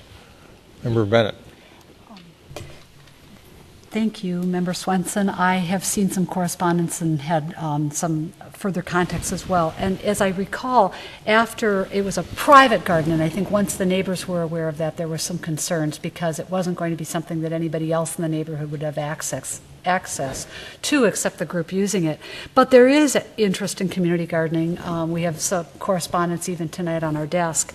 And as I recall, the park board had a discussion regarding a large-scale community garden, sort of a community-wide garden, and there was a quantification of $30,000 to bring in money. That $30,000 was put as a placeholder into the CIP, and what the park board voted, and I looked at their minutes after I received this correspondence, was not to recommend community gardens at this time, but it didn't shut the door permanently. And I would like to know what the park board is proposing for its work plan for next year, because I think this might be something to go on the park board work plan for 2013. The question of, do we have any parks in our system? I think we probably do, that would be appropriate for sites for community gardens. I know there are models, different communities do it different ways. Sometimes it's just in terms of what the code allows, and schools and churches will have them on property. I believe that St. Louis Park has a couple of models. They have one or two larger community gardens where you make your application through the city parks department, and the contract that you sign, all your regulations are through that parks department. There are other smaller gardens that are managed by neighborhood associations, and the application is done through the neighborhood association, and that becomes a manager of it. But the rules, again, are set by the city. So a couple of things to look at, and I'm not making a firm recommendation this evening, just that I would like to see us continue to look at it. I think it is something that would be valuable to some of our residents. Also, following up on 58th Street, I think what might be different with that construction is there might be one project east of France and one west of France, and the bicycle lanes that were installed are east of France, and I think the correspondence that we received is from folks west of France. And I really appreciate the fact that you worked with them to sort of narrow request to something that can be responded to now, and really support sending that to Traffic Safety Committee. I have a question about correspondence like that, and that is, there were in the emails and letters themselves, there was an assumption that those were going to be seen by members of the Transportation Commission. What is our process at this time for correspondence that is on a park matter and it's addressed to council? Is there a mechanism, or do we have a process where that can be directed toward park board? And then same thing with something like this. How do we get these emails directed to the Transportation Commission, which really should see them and see the comments that are coming in? I can take a stab at that one. When an email comes in directed to mail@edinamn.gov, and it's addressed to both the city council and a board or commission, the city hall receptionist, upon receipt, forwards it to you as individual council members with a carbon copy to someone in the administration department to copy it for your packet, and to the staff liaison for that board or commission. She simply doesn't have listserv for each board or commission, so we ask that the appropriate staff liaison to that board or commission then pass it on to them. Where it goes after that, I'm not sure, but I'm confident that that's the practice they're following. Okay, I didn't know that any of that correspondence had yet been seen by the Transportation Commission, but I'd like to request that it be forwarded if it hasn't already, so that they can be aware of what the concerns are and where they're grouped. And finally, with respect to the railroad, I wonder if it isn't getting to be time for some kind of update. I appreciate your explanation, Manager Neal, and it sounds logical. I do know also that there was an article in the Star Tribune in the last couple of days reporting on increased use of rail lines going into Wisconsin. This is connected to the sand excavation and shipment. But okay. And we knew from the information that was given to us in a presentation, was it now a couple of years ago, that the line is viable, the line that runs north-south through Edina. It's not been used heavily, mostly for economic reasons, but when those economic reasons change, the line could be used even at its existing speed limits because freight doesn't depend on speed. And there was some question about the usefulness of the bridge, and Mark Wagner from TC&W assured me at the time these discussions were being held that that bridge is usable. So the line is usable, and we may get a different answer as to why people are hearing more activity. It could be safety, but it also could be that, in fact, there is actually more activity. And what would be appropriate to request by way of an update? Could the ETC hear a report on this, or is this something that we want to hear? What's reasonable at this point? I thought we had a really interesting meeting one day, the mayor and I did, and maybe some of you were there too, with the rail guy from MnDOT.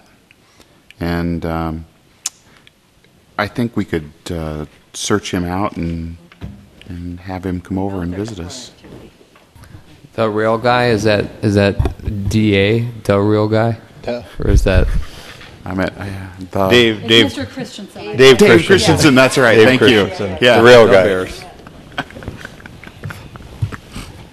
All right. Thanks. That's it. That's my Okay. list. Member Brindle. All right. Well, I think we all had something about 58th Street in our notes tonight. I guess what I would like to see is something, maybe one of these yellow diamond-shaped signs that says "Slow Kids at Play" or something like that, just to remind drivers that they're in a neighborhood or something like that. I think we have had requests for stop signs in that area. I know we've had them east of 58th. I don't know if we've had them west of 58th. But I know we've had requests for speed control west of 58th. Anyway, let's see. As to emails... You meant west of France on 58th? Yeah, I did. Yep. I did, thank you.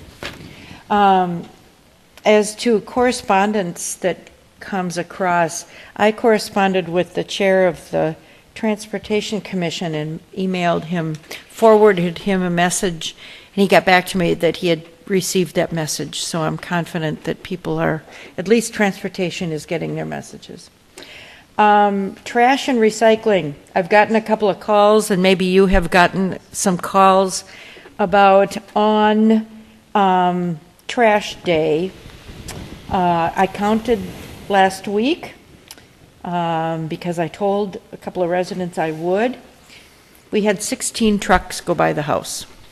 So when it's yard waste pickup, we get 16 trucks that go by the house. And so I'm assuming that everybody gets the same thing. Litter flies out the back of the truck. So after Wednesday, we know Wednesday has passed, and then we go around and pick up plastic bags and cans and bottles that are laying around the street.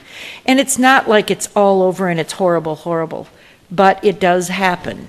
And so I guess my point is twofold, that we need to maybe reinforce with our haulers that we'd like them to pick up a little bit better.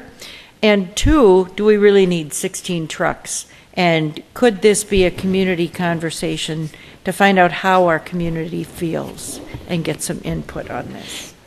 Member Brindle, on that point, we talked about having a discussion about this topic of organized hauling at some point. Yes, we that's did. in a parking lot for EEC? Is that For 2013. okay? Is it? Okay. So we're going to broach Great. that topic at some All right, point. And we great. got correspondence on that again, right? Did we not? Okay. I've gotten a couple of concerned residents, particularly in the Indian Hills area, about naming neighborhoods. They're concerned that our town is going, at least the rumor that's flying, is that the reason for naming neighborhoods is because we are going to become a city that is led, city council members by wards.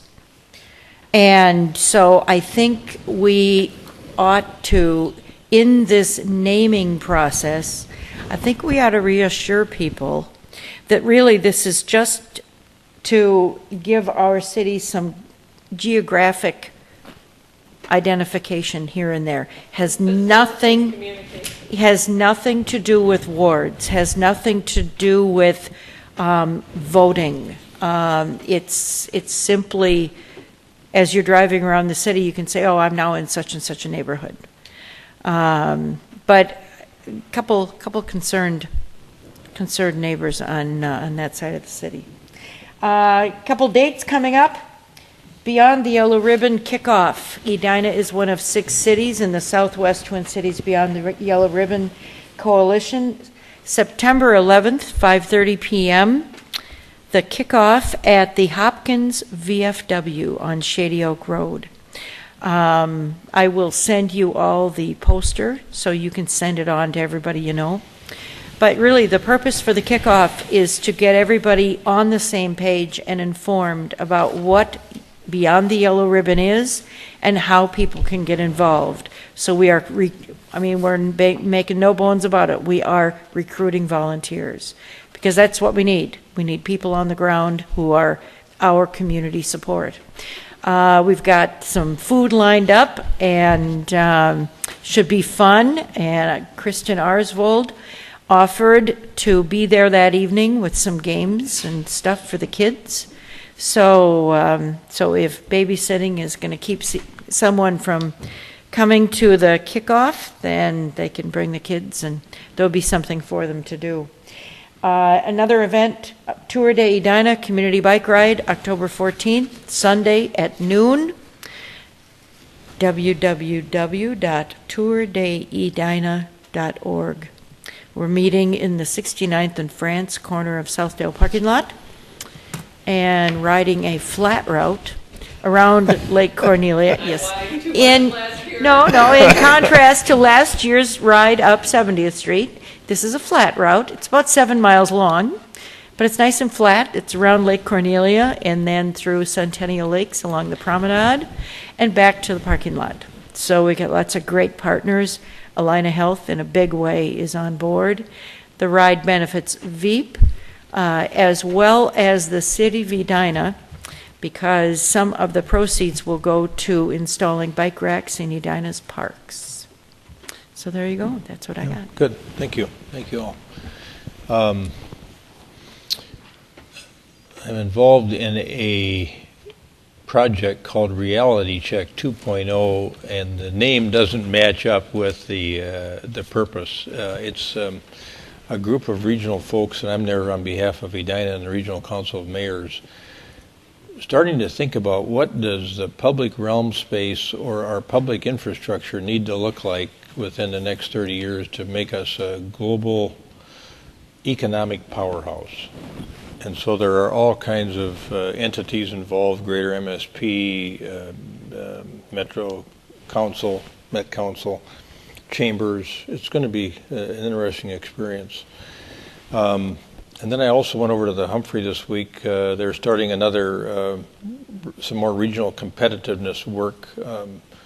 Harvard's been apparently looking at and doing some analysis of different economic regions, and they've passed the work off to the Humphrey to flesh out some of these clusters that we have, like medical devices or financial services or printing, and to drill down a little bit more on what makes these clusters successful and what do you have to do to make sure they stay successful.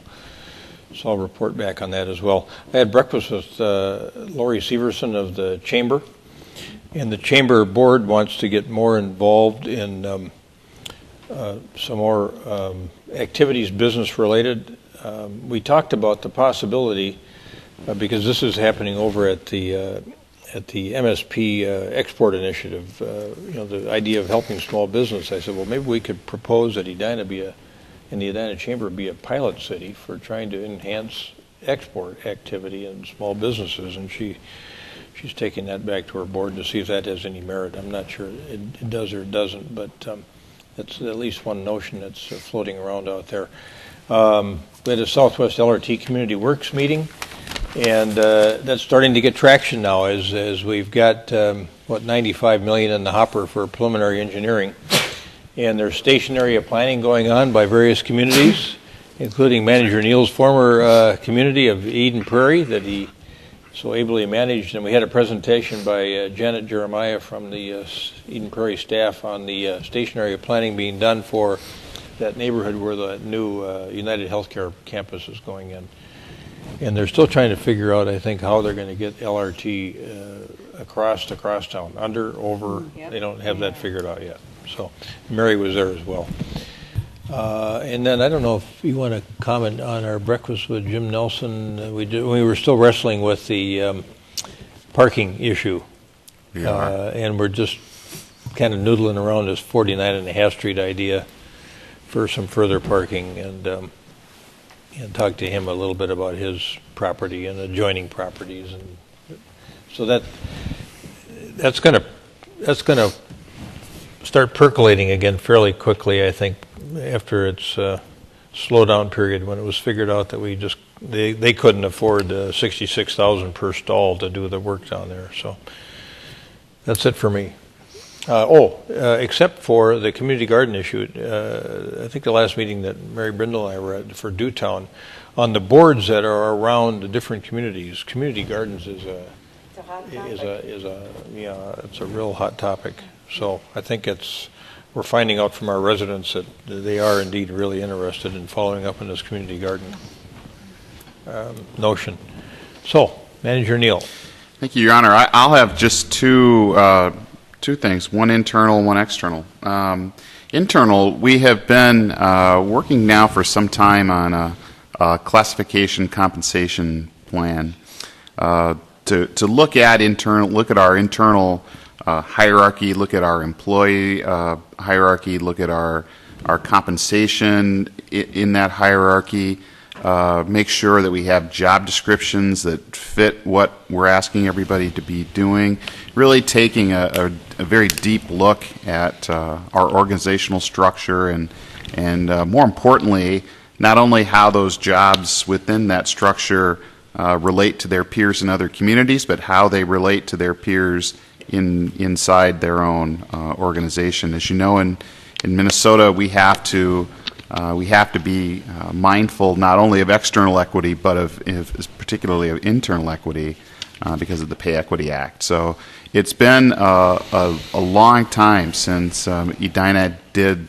this kind of inward look at its employee compensation and classification structure, and so that process is moving forward internally. And you probably if all things go according to plan, you probably won't hear too much about it. If you start hearing a lot about it, it means things aren't going according to plan. So far, they are. The other item externally I'll mention is that it was confirmed over the last week or so that Heinz Global REIT is the new owner and controlling owner of the Galleria, a very prominent and major piece of real estate in this community. And we are taking some early steps to get to know the new Heinz group that is going to be playing a major role in the control of that real estate in the future. So, Where are they based? They're based in Texas, I believe. Maybe Houston or Dallas. And they bought some building downtown, a huge building. I can't remember which piece of real estate it was. They're a major property owner in the Twin Cities, and they have been for some time. And They only bought the controlling interest to the gallery. They do not have controlling interest to the listed. right. Yeah. Okay. So that's somebody we should get to know, Yeah. and we are in the process of getting to know them. Good, thank you. That's all I have. I'll entertain a motion to go into closed session for the purpose of discussing the litigation involving the homeowner at Sally Lane and Valley View Road. May I first, I lost my note on this. I did have a call today from a resident west of 100 on 70th who is very concerned about the speed of midday traffic, not rush hour traffic, she said. She called it disgusting. And she said that she particularly notes power company trucks, Xcel Energy trucks, and asks that there be some kind of evaluation of the speed on the streets. So I know that residents can call and get tubes laid down. If you can consider this the request. Which section are you talking about, from Cahill to She did not. Metro? I have her street number, which I can give to Chad before he leaves, and then he'll know the approximate location. But it's, I believe, west of Metro Boulevard. So again, it doesn't explain whether it's east of Cahill or west of Cahill. Well, Xcel has right by the That's railroad why I was tracks. asking. It would be between Cahill and Metro. Right. Right. She said she used to live in South Minneapolis, bought her house because she likes her house and backyard, but this is So you wanted her to go causing through her great TSC distress. and measure and see if it's a real or perceived issue?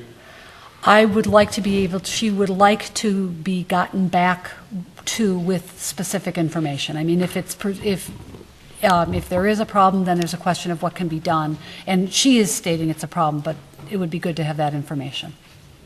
And she was saying that we obviously have put out machines in other locations. So she's noted what's been looked at east of 100 and would like a similar brief evaluation west of 100.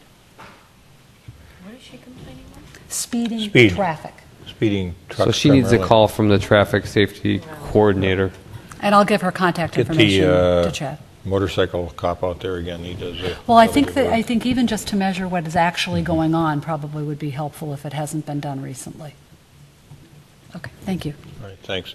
Entertain a motion to go into closed session for purpose of discussing the tree litigation with the homeowner at Sally Lane and Valley View Road. So moved. Second. Moved and seconded. We go into closed session.